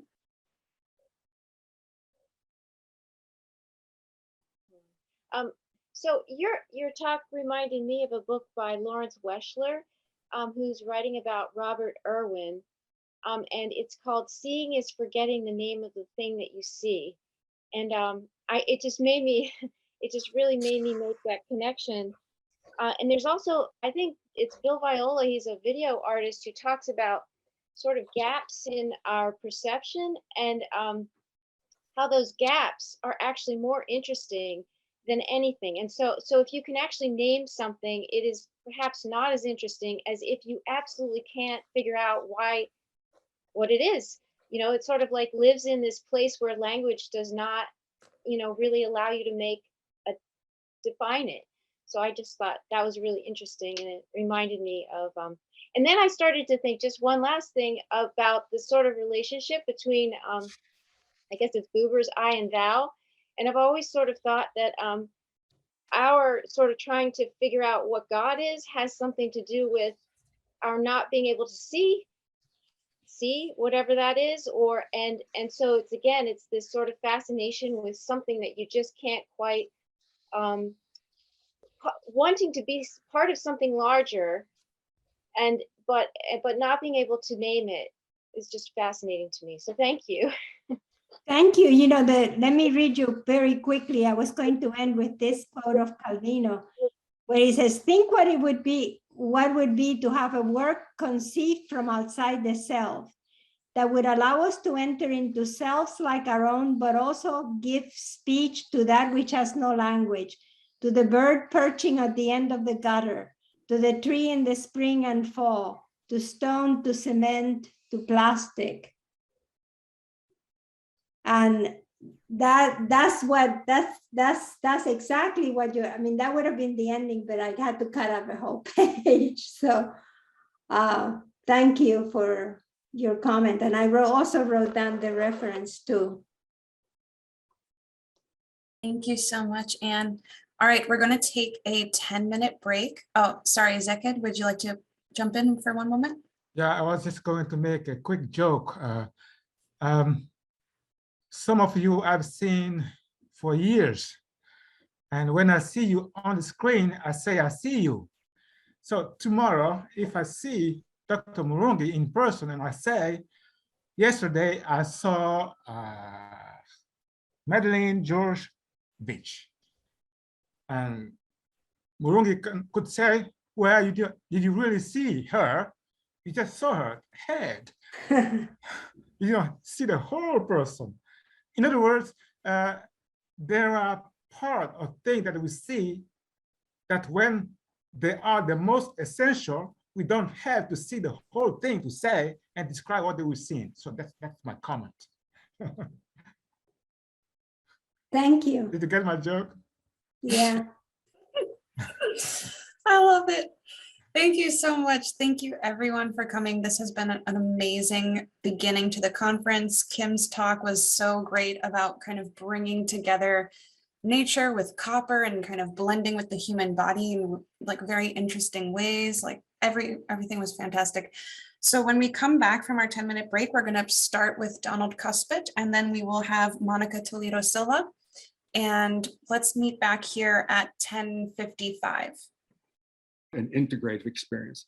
I am arguing that an authentic aesthetic experience, an aesthetic experience with a positive effect on life, is possible only by identifying with a work of art experienced as ideal or perfect, and with that eternally present, sufficient unto itself, a sort of thing in itself. When the work of art is perfect, and with that experience aesthetically, it has a therapeutic effect, which is what a peak experience is. Otherwise, it is unconsciously experienced as a sort of memento mori, and with that, fraught with death anxiety. Art making was once a sacred practice, a spiritual profession to profess, rather than a mundane activity. More pointedly, it was once a way of turning the profane into the sacred, the natural into the supernatural, the banal into the transcendental. To do so, the artist had to be inspired and inventive, an ingenious idealist, like the legendary classical painter Apelles. Unable to find any mortal woman with a body beautiful enough to serve as a model for the immortal Aphrodite, he looked at a variety of female bodies, finding good enough parts, more or less fine-looking arms on one woman's body, more or less lovely legs on another woman's body, a more or less alluring torso on a third woman's body, a more or less attractive face on a fourth woman's body, and put them all together to create a picture of the goddess of love, her body perfectly beautiful, that is ideal and immortal, that is transcendental by definition. Using a variety of parts from a number of natural bodies, Apelles created a supernatural body, an ideal figure, an unreal figure made of parts from real figures, parts that seem good enough, however imperfect, to be used to construct a perfect figure. Such a flawless transcendental figure is aesthetically arousing, experienced as an aesthetic phenomenon, a sort of aesthetic thing in itself, and with that peculiarly sacred. Such a work of art is emotionally resonant, dare one say lovable, because it invites us to worship the goddess of love, and intellectually engaging because it seems so flawlessly, miraculously constructed. It is doubly perfect, a perfect work of art and a perfect depiction of a perfect being. It gives perfection presence, or at least makes it seem possible. The great sculptor Pygmalion did something similar to what Apelles' painting did, quoting from Bulfinch, "With wonderful skill, he made a statue of ivory so beautiful that no living woman came anywhere near it. It was the perfect semblance of a maiden that seemed to be alive. His art was so perfect that it concealed itself, and its product looked like the workmanship of nature," close quote. Similarly, the sculptor Praxiteles, quote, "the first to sculpt the nude female figure in a life-size statue, used the beautiful Phryne as his model for a sculpture of the nude Aphrodite for the temple of Cnodos. Statues of Aphrodite, Pygmalion's ivory statue was implicitly one, ivory being a symbol of purity, conveys the purity of the goddess and her immortality, for ivory is virtually eternal, certainly a harder substance than marble, the material Praxiteles used to make his immortal goddess, were meant to be worshipped in sacred spaces. They were regarded not simply as effigies of her, but informed by her living presence. Aphrodite epitomizes, quote, "the eternal feminine that draws us on," to use Goethe's famous phrase. She draws the classical artists on, hoping she will inspire them to make art as eternal as she is, as beautiful as her body. Albrecht Dürer, known in his time as the German Apelles, was, like the Greek Apelles, concerned to reconcile the ideal and the real. He was more of an empiricist than Apelles, for he made, I'm quoting from Panofsky, empirical observations of 200 to 300 living persons, that's from Dürer's diaries, and more of a theorist than Apelles, for he used them to construct a perfectly proportioned body based on Vitruvius's concept of the ideal figure. Moreover, Dürer ingeniously reconciled the real and the theoretically ideal using what he called, quote, "a selective inward synthesis," in sharp contrast to Apelles' more superficial selective outward synthesis. The classical ancient artists Apelles, Pygmalion, and Praxiteles, and the Renaissance artist Dürer, as well as other Renaissance artists, whether Italian or German, whose art is informed by classical idealism, use a number of different natural bodies to create a singular supernatural body, a body that doesn't exist in nature but looks natural. In a creative act of devotion, they cannily created an ideal, unrealistic body out of real, naturally given parts. It is a lifelike body that can live only in artistic heaven. It is no accident that Venus, the beautiful goddess, or Aphrodite, the beautiful goddess of love, is the major object of their creative attention. For worship of her carries with it the wish that their art be as beautiful and worshipped as she is, that it also stands out outside of time, or at least survive the test of time, and with that become eternally present, and they be worshipped, certainly idolized as she is. Thus the notion of the divine artist. Like Keats's Grecian urn, the Grecian sculptures show that beauty and truth are inseparable, that, quoting Keats, beauty is truth, truth, beauty. More particularly, they show what Nietzsche called, quote, the beauty of illusion, that is, the ideality of art. Now, the question arises, why do I need to know that beauty is truth, truth is beauty? What good does it do me when I have to live in a bad world? What do I have to care about a beautiful illusion when I have to deal with ugly reality? Isn't the truth ugly rather than beautiful? We live, I'm quoting Keats, in the midst of woe, and old age will waste us, as Keats writes. That is, we will suffer and die. So what's the point of a beautiful illusion apart from the transient pleasure it can give me? I suggest that the aesthetic experience a beautiful illusion affords, by way of the illusion of perfection the artist has ingeniously created, for only an artist who can create an illusion of perfection is a genius, in my opinion, is what phenomenological philosophers call an epoché.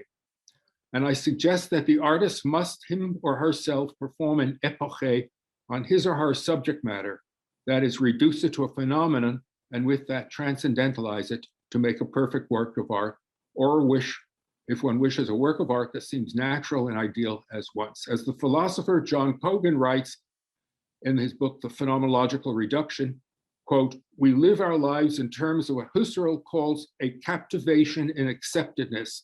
That is to say, we live our lives in an unquestioning sort of way by being wholly taken up in the unbroken belief performance of our customary life in the world. The epoché is a procedure by which we no longer accept it. The epoché is the name for whatever method we use to free ourselves from the captivity. The most important point to be made in reference to the phenomenological reduction is that it is a meditative technique, close quote. As Maurice Merleau-Ponty writes in his Phenomenology of Perception, quote, phenomenology is a transcendental philosophy which places in abeyance the assertions arising out of the natural attitude, but it is also a philosophy for which the world is already there, close quote. But why free ourselves from captivity and acceptedness, place in abeyance the life world that is already there, replacing it with an art world, meditate on works of art rather than make the best of our lives in the everyday world? Can having an aesthetic experience or epoché induced by meditating on a work of art make our lives seriously better? Epoché is an ancient Greek term for cessation. It came to mean, in the words of Veronese philosopher Sextus Empiricus, quote, a state of the intellect in which we neither affirm nor deny anything, in order to induce a state of ataraxia, the Greek term meaning freedom from worry and anxiety. More broadly, the Stoics used it, I quote, to describe the withholding of assent to fantasia or impressions, and for the Stoic Epictetus, it meant to withhold assent to feeling, in effect, suspending belief in it, transcending it without denying its reality, accepting the fact that it naturally occurs. Ataraxia is not what Freud called, I quote him, the peculiarly mild, intoxicating quality of feeling that the enjoyment of beauty affords, for there is no obvious use or cultural necessity for it, he says, but in fact, he says it offers more than what he said, a little protection against the threat of suffering, with which Freud dismissed it. For it affords a great deal of protection from suffering if one aesthetically experiences it. It is why Freud finally said civilization cannot do without it. Beauty, he said, is derived, and I'm quoting him, from the field of sexual feeling, but it was not sexual feeling that motivated the classical artist to imagine Aphrodite's beautiful body, a perfect ideal body rather than an imperfect real body, but spiritual ambition. It is in the service of religion, worship because it is sacred rather than desired because it is profane, for its refined beauty affords what Kogan calls, I quote, an experience of astonishment, or what Merleau-Ponty calls wonder rather than raw lust. There was no desire for the body of Aphrodite. They did not want it to be desirable. Performing an epoché, meditation or contemplation, is not merely an intellectual exercise, but a therapeutic procedure, for it frees us from suffering or gives us a perspective on, or what the aesthetician Edward Bullough called psychic distance or detachment from suffering, more particularly from woe, as Keats said, which along with old age will waste us emotionally as well as physically until we die. To be free from worry and death anxiety, and I would add emotional folly, attachment to what psychoanalysts call bad, hateful objects, external as well as internal, is no small gain for life, which is why, quote, a thing of beauty is a joy forever, the opening line of Keats's Endymion. Or to say it another way, an aesthetic experience of artistic perfection is an antidote to the poisonous sickness unto death that Kierkegaard called despair, bringing with a sense that life is meaningless. Dare one say, 5 minutes. Okay, dare one say that the beautiful artistic illusion gives one the illusion that life is meaningful, is not as perfect as the artistic illusion. One might add that the classical artist essentializes, that is, conveys what Husserl calls, I'm quoting Husserl now, the essential necessity, essential universality, essential truthfulness of an object, and with that idealizes. Its appearance becomes its essence. In contrast, the romantic artist existentializes, that is, subjectifies an object, or if one wants, uses it as a springboard for self-expression, and with that tends to distort its appearance until it becomes almost unrecognizable. As the psychoanalyst Michael Ballant writes in, quote, The Dissolution of Object Representation in Modern Art, the romantic artist degrades, I'm quoting, the dignity of the object into that of a mere stimulus, a means of conveying the artist's subjective mental processes, that is, his feelings, romanticism being a mode of feeling, that's quoting Baudelaire, rather than concerned with exact truth, that is, objective truth, as realism is. The romanticism is concerned with what psychoanalysts call internal reality at the expense of external reality. Avant-garde is romantic to the core, as Kandinsky makes clear when he writes, echoing Baudelaire, the only judge, guide, and arbiter should be one's feelings, the feelings of the spectator as well as the artist. The romantic avant-garde artist is opposed not only to realism, with its insistence on the hard facts and the triumph of consciousness over the unconscious, empirical precision rather than fantastic expression, but to classicism, that is idealism. There is, I quote André Breton, the necessity to put an end to idealism, says Breton, the exponent of surrealism.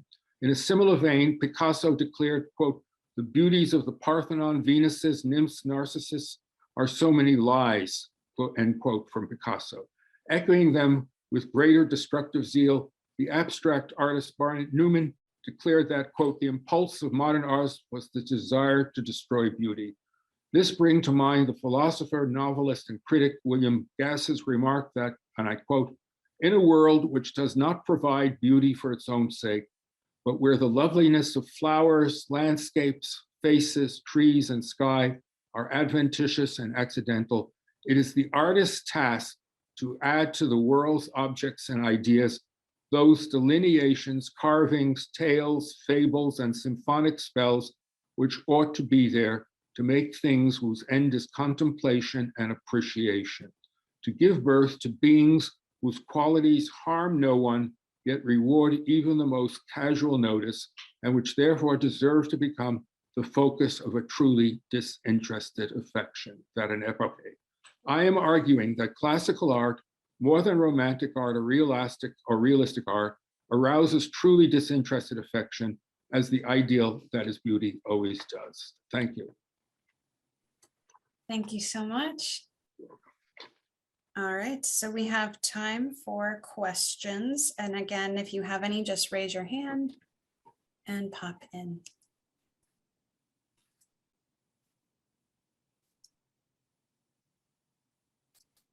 I probably spoke too fast. Hi, Robert. Yes.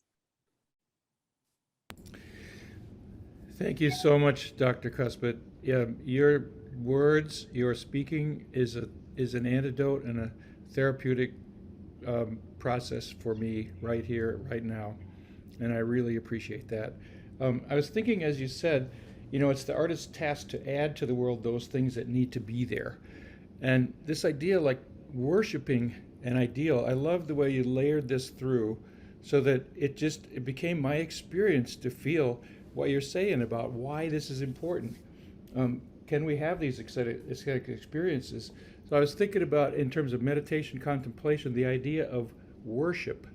What is that? What happens in a person that you would be moved to worship beauty or an idealized experience? Yes, that's a good question.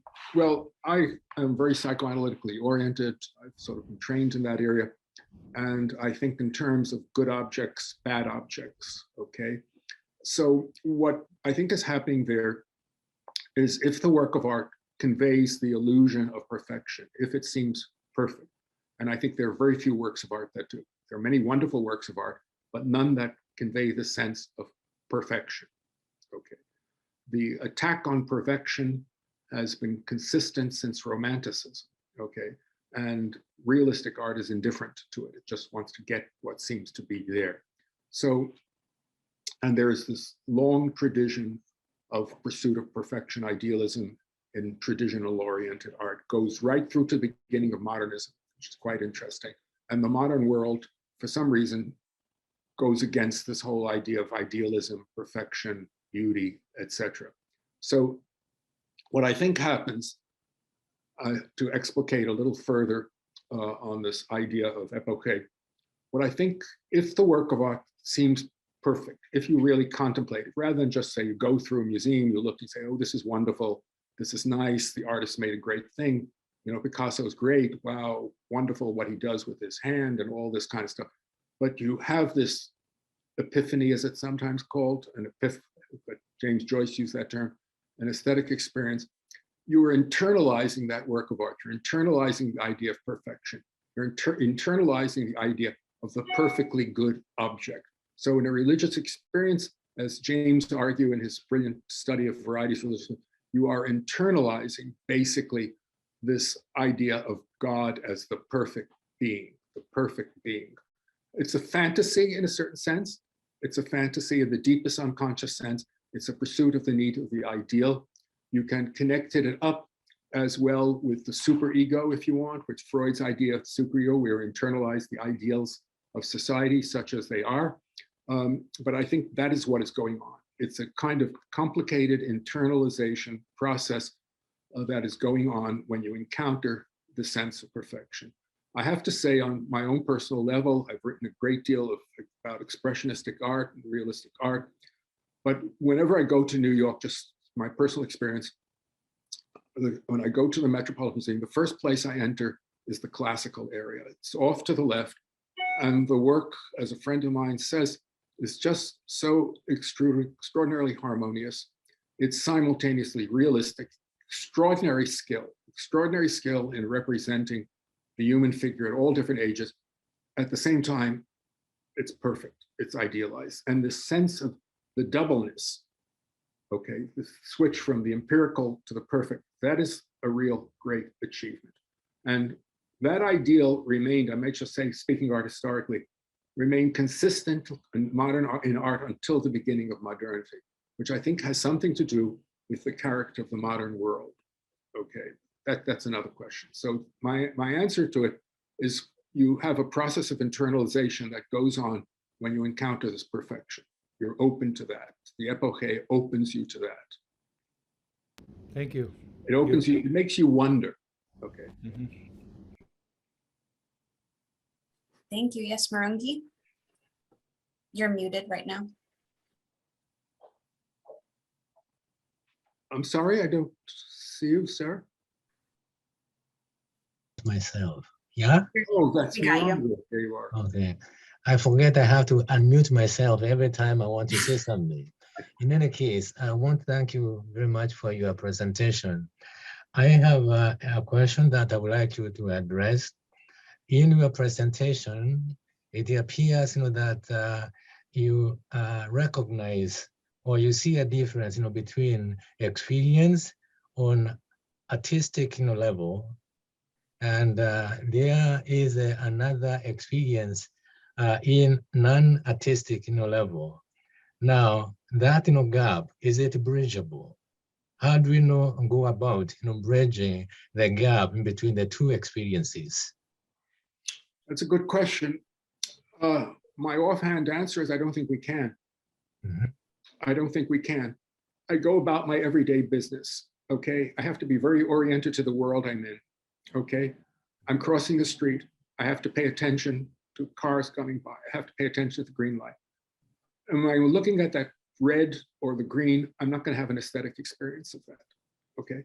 Now, when a red is isolated, let's say, as some modern artists do, okay, let's say Barnett Newman, okay, just red for the sake of red. Or I was recently looking at the last work by Ellsworth Kelly. It was done after his life, after he passed away, a chapel, and it was all red, very red, green, all these colors lined up. One had a certain experience of perfection, okay, perfection of red, perfection of the order.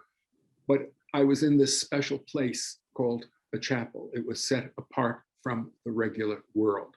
It was not a place of everyday experience. I didn't go in there to go into a Starbucks or something like that. So I think it's no accident that we preserve works of art in places like museums and private collections. They need to be in a space apart, okay? The museum has been mocked as a mausoleum, okay, as a place of dead art, but it's dead only if you don't open yourself to it. So it's a place you open yourself to it, just as when you go into a cathedral, if I may say so, you try to open yourself to it. The environment presumably tries to give you this possibility of having, I'll use Merleau-Ponty's word, wonder. I look at this work of art, I wonder. And then I could start analyzing it, I could historically analyze it, but I don't think the gap can be easily jumped. I think a lot of people go to museums not for an aesthetic experience, because all these important objects that are so valuable. God, look how many works of art, look what they cost. Look, it's a whole big business. I remember an experience once. I was in the Metropolitan Museum and sat at a table with a couple who come in from Texas, having some coffee. And why did they come there? And I asked any works of art, and she said, well, they were into New York, and you have to go see the Metropolitan Museum. You have to go see, good. So they saw the Metropolitan Museum, just like you have to go to Disney World, and so forth. And that's my sense of it. Okay. So I think there has to be, I'll use that old-fashioned word, a certain sensibility and a willingness to have the aesthetic experience. Now it can happen. I think that's what Dewey was getting at. It can sort of happen, okay? I'm gonna say something that's very strange. When you saw a burning bush, that was an aesthetic experience of the bush. It was a kind of epiphany of the bush, okay? Otherwise, it would just be a bush. He had a kind of revelation. Words like revelation, all of that wonder, okay, transcendental experience, all these ideas are involved with that. Aesthetic experience is one way of having them. It may be possible to have it going and seeing a bush. It may be possible, people have it in nature, they get a certain thing.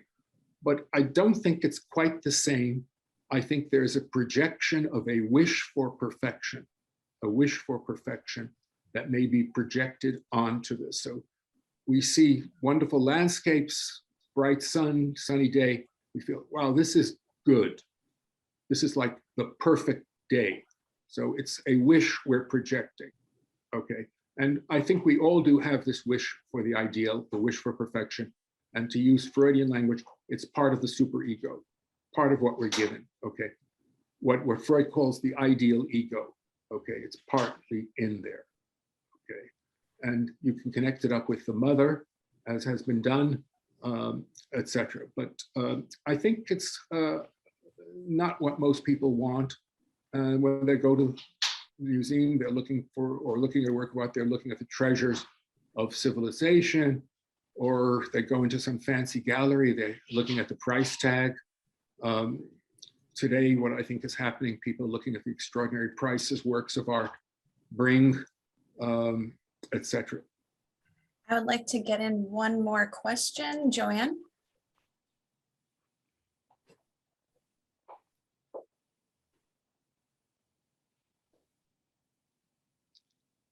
You can say, if I might just say, Dewey was offering a democratic view of aesthetic experience. I'm offering what you might call an elitist view, which I think the phenomenologists do.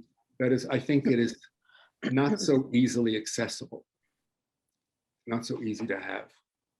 That kind of leads into my question, because I get stuck on your discussion of perfection, the perfect form, the Venus de Milo, etc. And I don't think it's just an issue of classical idealism versus modernity.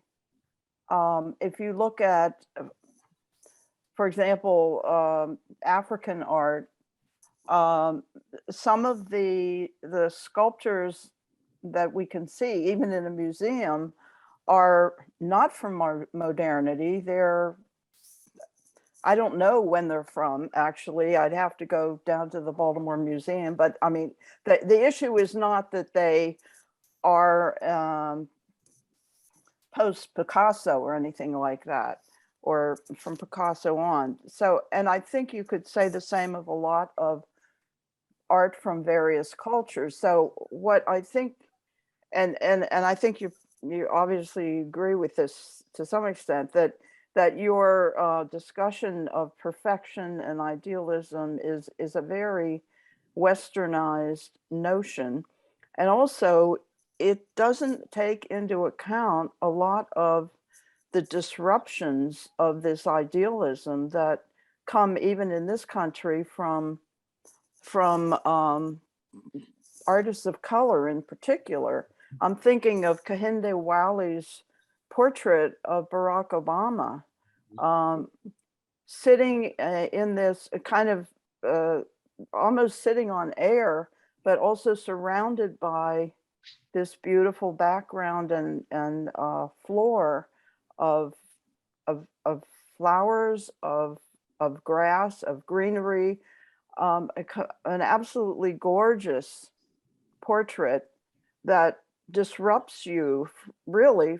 I mean, to me, it's a valid aesthetic experience to stand in front of that portrait. And I would say the same of the portrait of Michelle Obama, just to use a couple that people have seen, where you are forced to confront this woman in the pose of almost a royalty.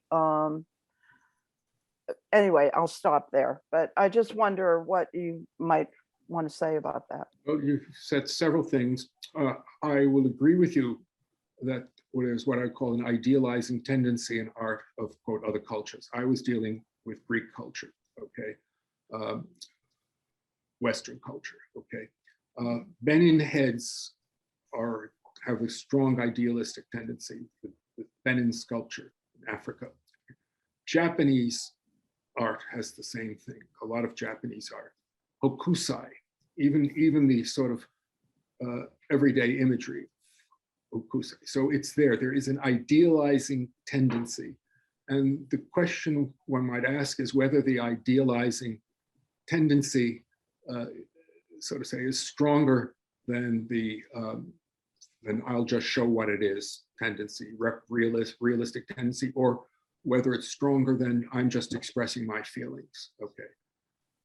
In relation to the portraits of the Obama, my mind goes into a whole different gear. I don't feel there's any idealizing tendencies that would satisfy my sense of it.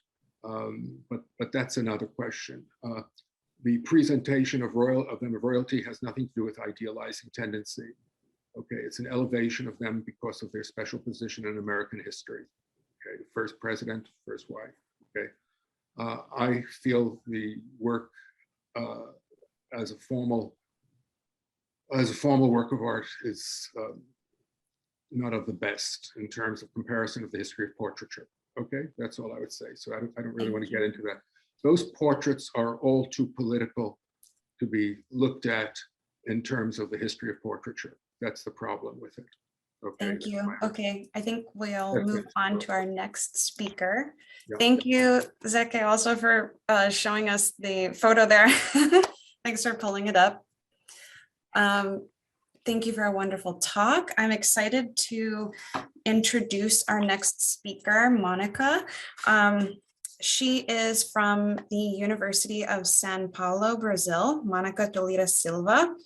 And she's going to speak with us today about despotic imaginations and nomadic beings. And Monica, would you like a verbal warning or a visual or a chat warning? Of the five. Chat would be good. Yeah, and all of them are good. Okay. As you like, yes. All right. And also I saw that Anne and maybe a few other people still had questions. I do encourage everyone to use the chat. You can put your questions in there and we can kind of keep some conversations going if you want to share some of those ideas from the last presentation. All right. Thank you, Monica. Yes, thank you, everybody. It's a beautiful sensation to be here and to listen to you. And I have prepared a talk about the last year's research I've been working on, which is about diaspora in Afro-descendants in Americas and nomadism. And I've been evolving to some sort of nomadic beings and diasporic imaginations as an expanded field of creativity and survival for artists and for everybody else. I have been seeing in Brazil, experiencing very harsh realities with our president and the ways he deals with our forests and our peoples and everything. So it's a sort of, and also the pandemic thing, which hit us very hard as well as here. And so we are very sensitive ideas of diaspora and nomadism to this expanded idea of survival as a whole. So I have a short speech and I hope we can evolve together somehow. So from the ideas proposed by John about presence, I will start saying that presence maintain their existence in our shared worlds. Since different experiences are here to prove reality is diverse and multiple.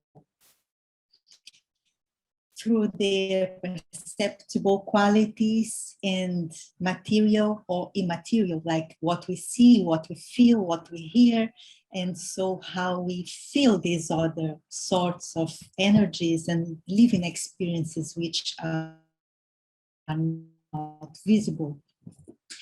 Any living beings can affect its surroundings in a range of different ways. And through our embodied perception, they participate in imaging creation and sensual migration. Nomadic experiences would then be affected imagined and created and finally presented in mixed medias as paintings with music, installations and performance as felt in our nomadic experience. This is to say that our contemporary artists in Brazil and a little further research will show that all through Central America and Latin America, we have these artists as well as philosophers and everybody in the humanities field who are connected to this mixed media sort of expressing themselves and presenting some sort of image or sound or sculpture that could represent this meeting of different realities. This is very usual and common in an easy search for African American, Afro descendants, Amerindian Americans art in general. So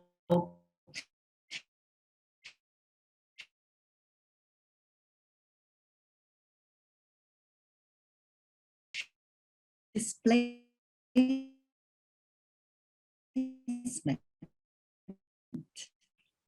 as to move toward an intentional passive active position to others, as to say, I am here, I am available, generate waves of memories amid Afro descendants, as in perspectivism theories and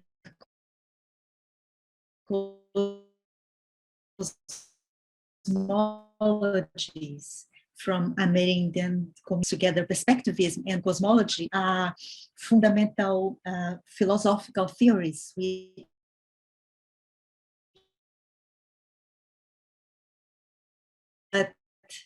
which are very much enlightened on these last times, and they are related to other ways of seeing and acting in the world from the indigenous Afro phenomenons, diasporic imaginations, and nomadic beings. Africa bringing 4 million people who arrived here out of 6 million who left Africa only to Brazil. I mean, the slave Are people having connectivity issues? Excuse me, sorry. Are people having some connectivity issues? Yeah. Can everyone just, I think that there's like a bit of a issue here. So could everyone turn off their video for this so that we can kind of like minimize the bandwidth a little bit? Because we definitely want to hear what Monica is saying. And I think that would help a little. I'm sorry, Monica, to cut you off, but we want to hear everything. And I think you're cutting out a little bit. Yes, thanks everybody. So I was saying perspectivism and cosmologies have been taken as philosophical issues lately and has invaded other fields of action and research, which comes to be very interesting because we can study other people rather than Europeans and Americans in general. So it's a good moment now to study. And these phenomenons were born after, this was what I was saying when I was cut. These phenomenons of perspectivism and cosmology, which are present both in Africa and indigenous peoples in Native American countries, they start since Portuguese colonized Brazil and brought 4 million people from Africa out of 6 million who left Africa. 4 million arrived alive only in Brazil. So during the following decades and centuries, these enslaved people, mostly from Congo, Mozambique, and Angola, have created a new mixed language between them as they came from different cultures, also influenced by Muslim religions gestures and rituals and symbols, as Muslim culture was very present in Africa.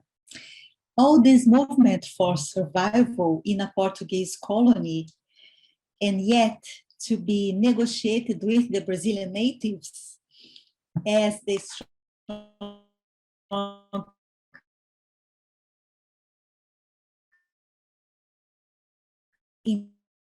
indigenous communities, Guarani and Tupinambá, also slavery, cultural and all living modes of indigenous languages and cultures in native Brazil, who were put together with 4 million African people who arrived, and they had to make sense of that and to survive. And this very melt, I can't have a word for this, their creativity and their wit for living is what made them live, actually. And they live through diasporic imaginations.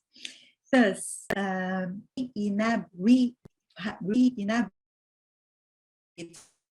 geopolitical frontiers and reinvent space itself, since space has been born in the last 130 years in Brazil. So, I mean, all this mixed from different African and indigenous people together with European colonizers. Maybe, can you hear me? All this mixed has built 4 icons in Brazil as Brazilian characters who represent our people mostly in this field, which are Saci. I don't know if you ever heard of Saci. Saci is a black man with 1 leg, and he is known as to know the forest and to communicate with all the forest beings, vegetable, animal, invisible. Saci can walk through the forest and deals with all realities. He's a reincarnation of his African ancestors. And also we have the caboclo. Caboclo, first to trace a new path. So he is the guy who opens ways. He will open a new path. And it's lately related to peaceful relations. Because if you go first, you must be invisible and untraceable, not to be caught. And you have to find a new path in order to survive. So this person is called caboclo, who in religious manifestations in Brazil appear as this mix of Amerindian and Afro-American descendants. So caboclo is already a mix. He's indigenous and he's African. The third Brazilian character we have is the malandro. Malandro. Malandro is mostly from Rio de Janeiro, and it has a negative connotation, but at the root of his existence, it's a very positive one, because he learns from damage and exploitation. So because he suffered so much, he has learned a way to most of it, with you, with me. And last but not least, we have the capoeira. Capoeira is not a character, but it's a rather way of living. Capoeira is a mix of a fight, a dance, and a game. Because you dance, but you are fighting. You are fighting while you are dancing, and we play the same game. Capoeira has no rules. So I play as you play. I go as you go. It's a whole highly sensual, fighty dance, mighty dance, I would say. So these four characters have fulfilled and already enriched cultural heritage with magic, especially reassuring art to an embodied nature of movement, as they have originally migrated and still do so, as a displaced condition is turned into a mode of living. That's what Carnival is about. It can never be traced. Migrant artists in nomad and diasporic contexts live and interact between realities, where a formal idea of singularity is fused in an expanded body, aware of other beings and signs of a persistent presence who is kept by continuously updating its own history and stories. So authors like, I'll just say a few names of people who are talking about this. Just to be sure, if anyone is interested, you can find. I will name them in the chat. Ailton Krenak, who is a famous indigenous philosopher, politician, and activist. He is from the Krenak indigenous community. And he is the guy who says, we are constellations. Each one of us owns a constellation, and our constellations meet all the time and are in movement, and that's why they meet. Luis Antonio Simas, who is a guy from Rio de Janeiro, and he's bringing us a pedagogy of crossing roads. I couldn't really translate this. A road, it's just when you come in a road which is crossed to other ones, and we don't know where to go. And this crossing path is a philosophy itself, because it is where everything meets and feels. So this is becoming a sort of pedagogy. Edward Said, which is more famous, and he brings this concept of imaginary geography, which I think suits here very well. Boaventura Sousa Santos, who keeps a beautiful voice from Portugal. Felix Gattari, and Isabel Stengers. I'm sorry, I don't.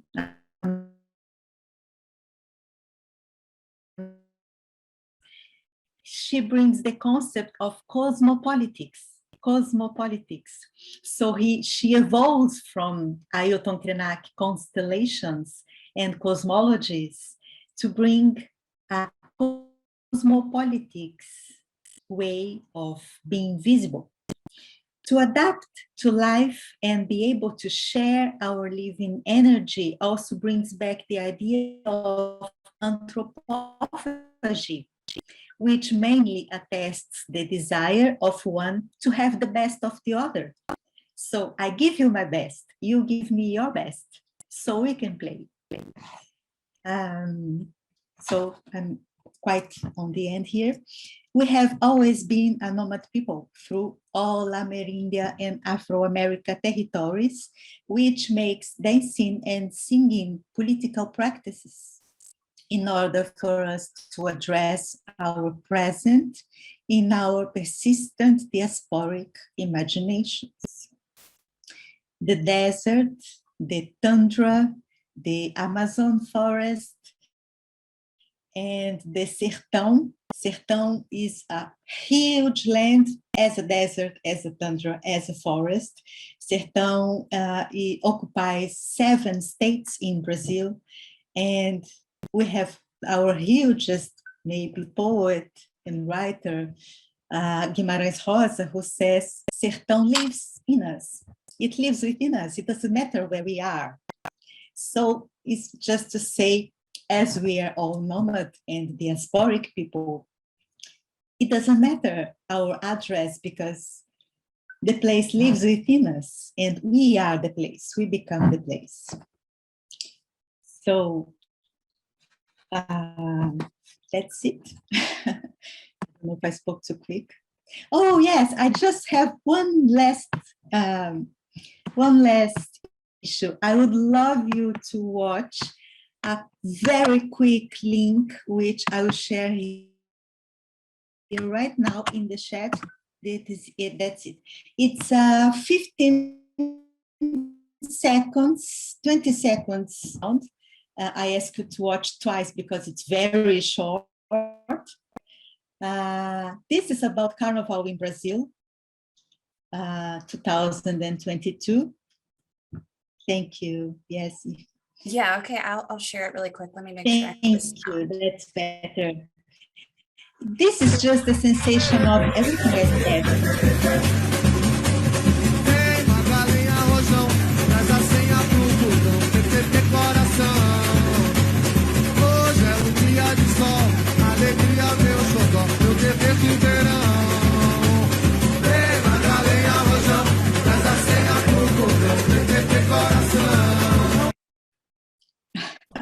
Amazing. That's fantastic. This is to say, we keep dancing and in Carnival without any accessory at all. And he's just singing for himself. There's no audience and singing to the rain after all. Thank you. That was fantastic. Thank you so much for your presentation, Monica. I love it. Would you also be willing to, in the chat, put the names of the philosophers that you mentioned who were talking about this sort of like history and stories? I caught a few, but I would love to return to them. And it was so, so wonderful. So let's open up to questions now.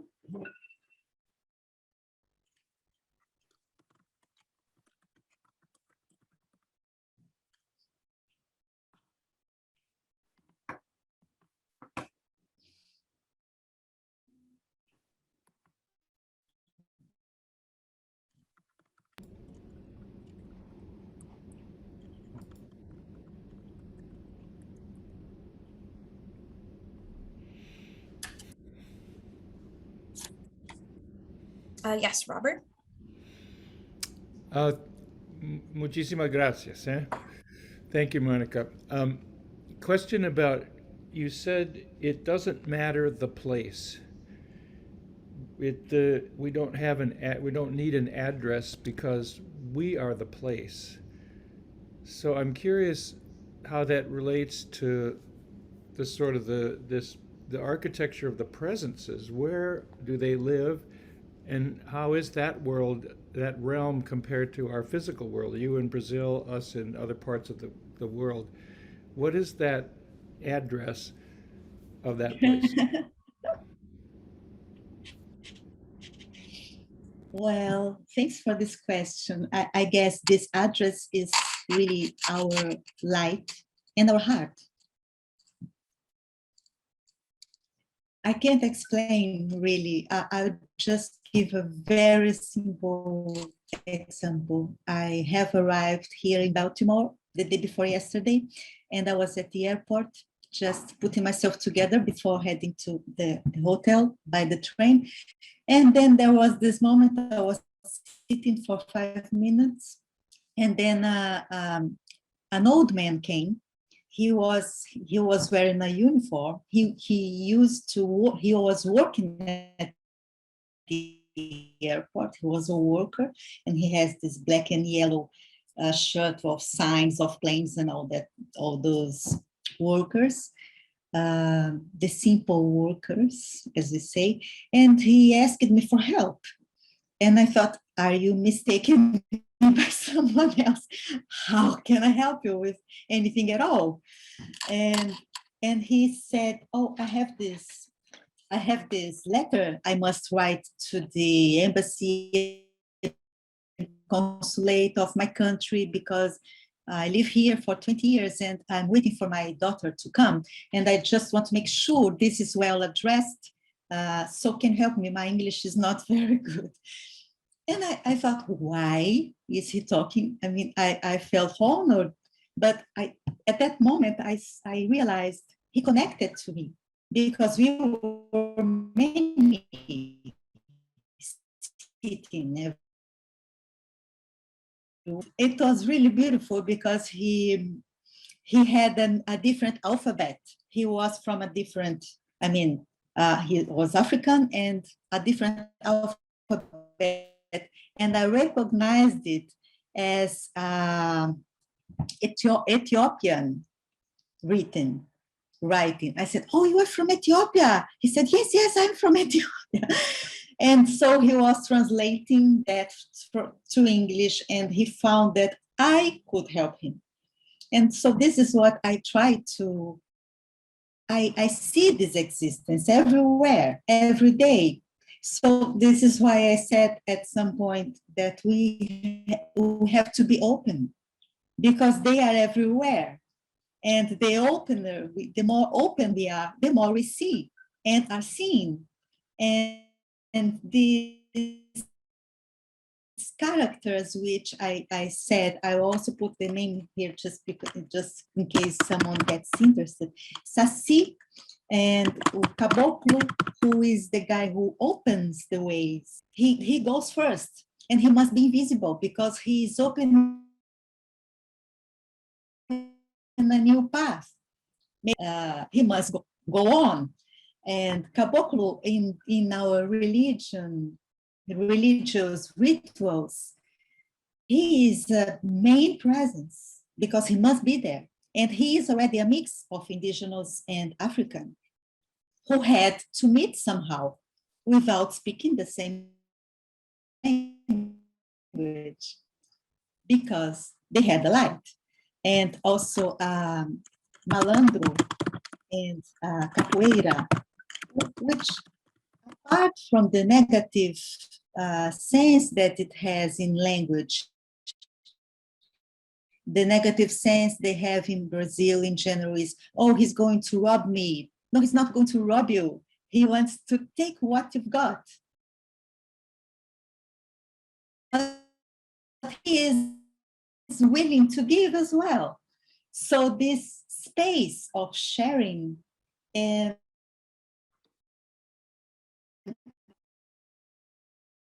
because if we don't have an inner place, even if it's imaginary, we can't communicate.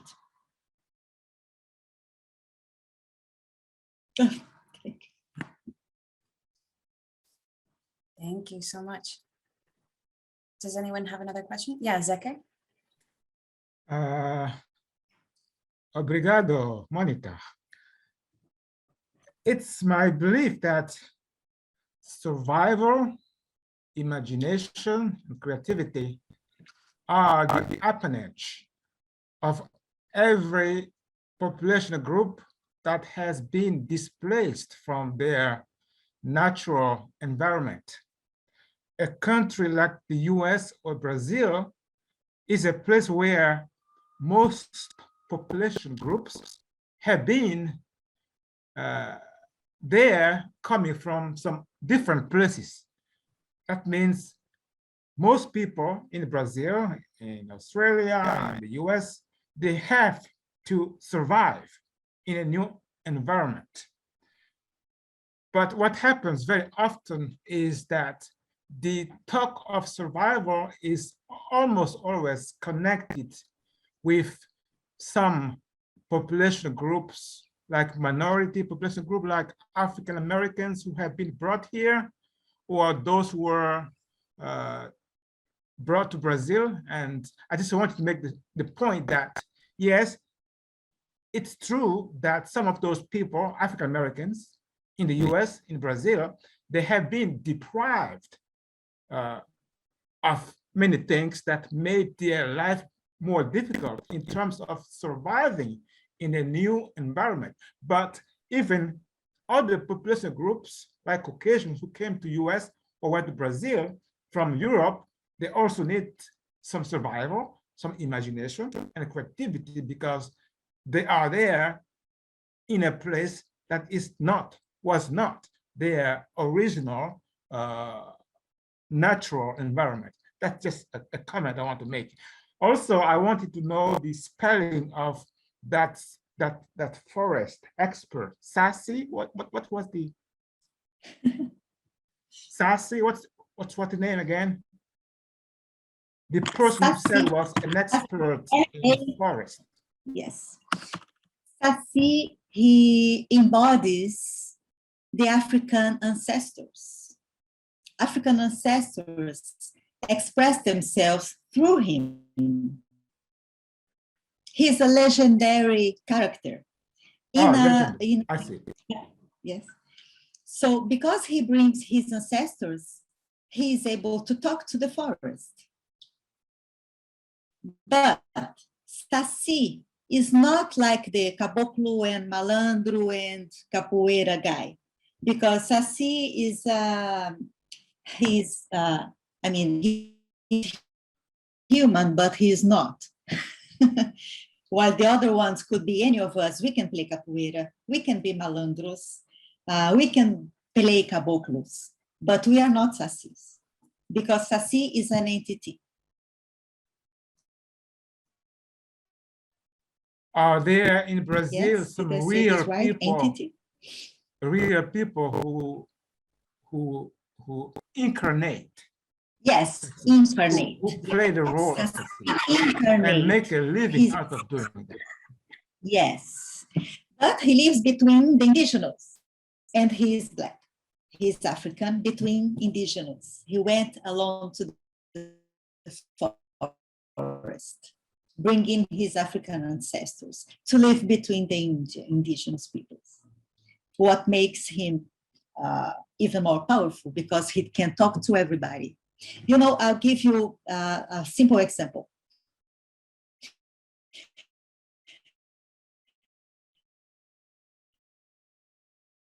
Because he's not human presence, every time in Brazil that we see a wind on the floor, have you ever visualized the wind on the floor which goes like rounding?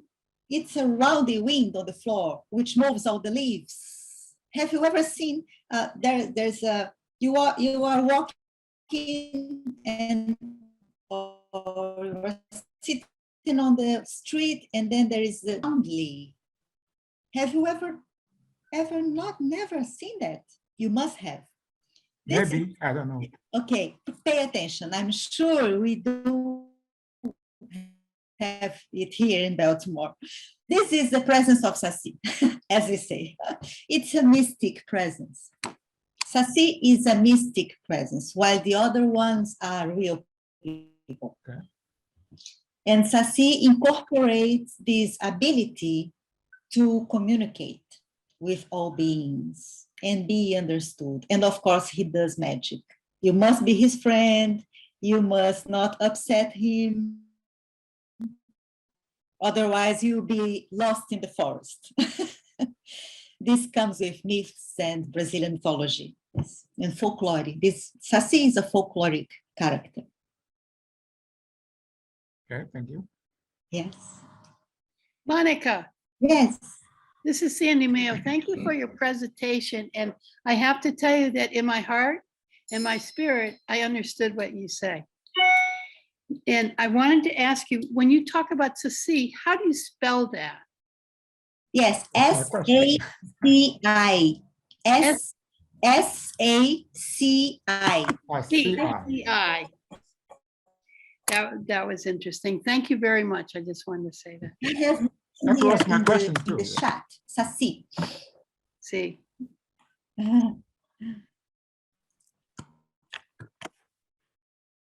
Does anyone else have any questions?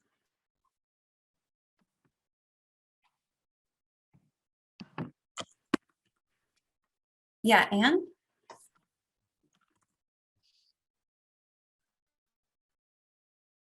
I really enjoy your presentation too.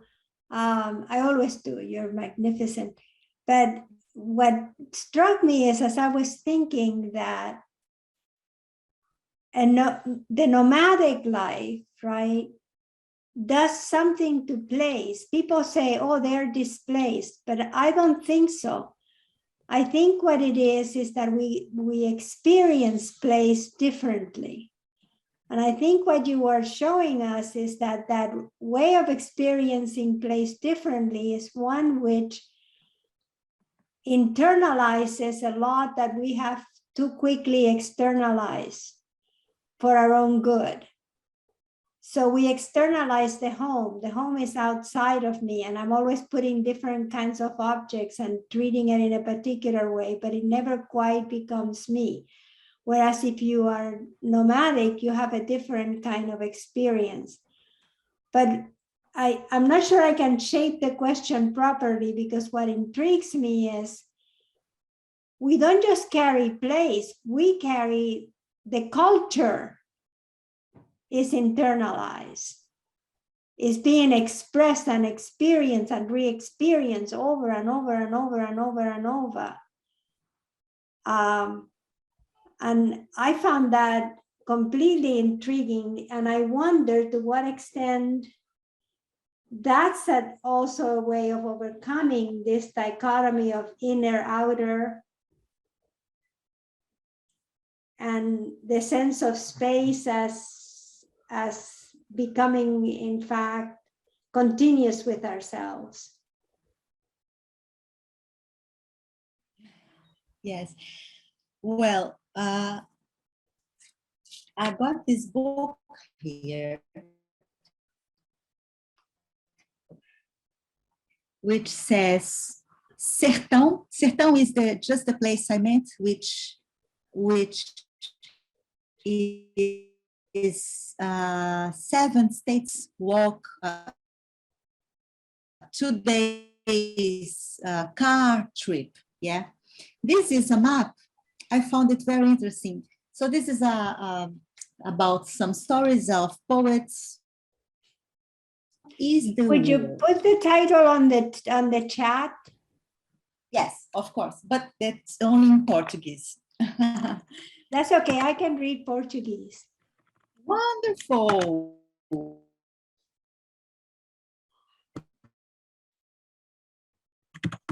So if you like, I will happy to post or send you a book. Sertão, I think I'm sending direct messages. Why?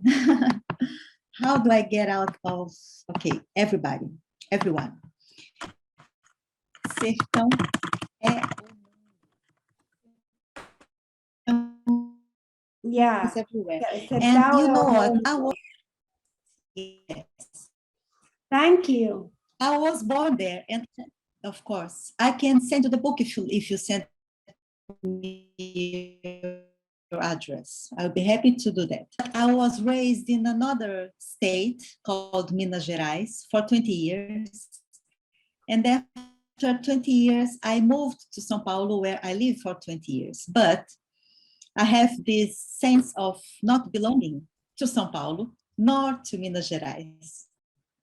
Right. But to Sertão, where I was born, and I never knew because I left as a baby born. I cannot explain. When I see the poetry, when I see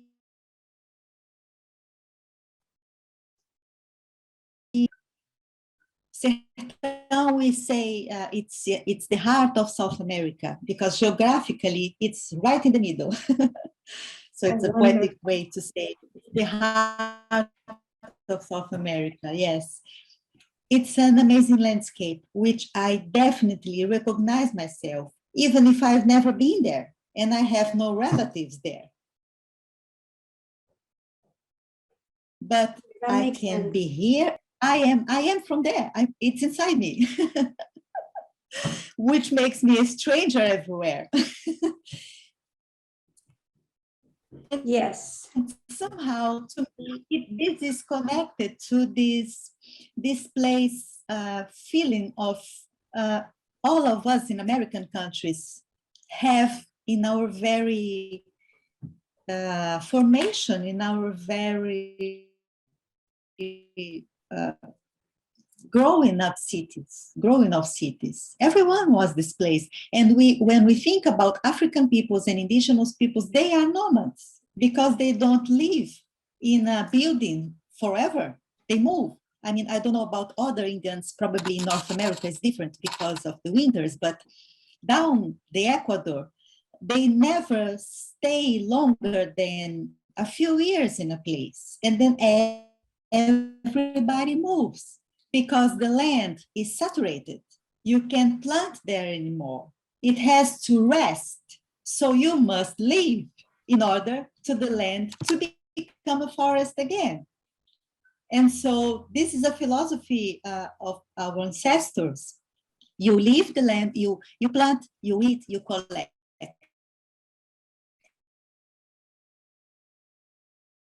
To plant with, and after 2 or 3 years, you leave forest to become what it is. And so it's incarnated. And somehow I think today with everything we live, we are all, when I see, oh, we have a mobile, we have an iPad, we have an iPhone, we can go anywhere. We don't need iPhone, iPad, nothing to be everywhere, you know, because you are everywhere and it's in you to be what you are. Yes.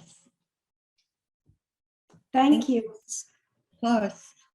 Thank you so much. This was beautiful. I just realized that, yeah, you were direct messaging me. So if you could resend out those names, because I'm sure everyone else would like to have them as well. And also I would love to, I'd love to read your work because this is amazing. And I'm going to be talking about something similar with place tomorrow. And so I thank you for, you know, giving me more to think about and helping me think through some of these things that are somehow hard to grasp onto. It's sort of intangible when we're philosophizing about some of these things, but thank you for grounding it and giving us wonderful examples. So everyone, we're going to take a little bit of break. We'll come back at 2 p.m. I believe for the next session. So get some lunch and fuel for your brain so we can come back and philosophize again. And then Zeke Botakuma is going to lead our next session. We'll see you all. Thank you. Thank you.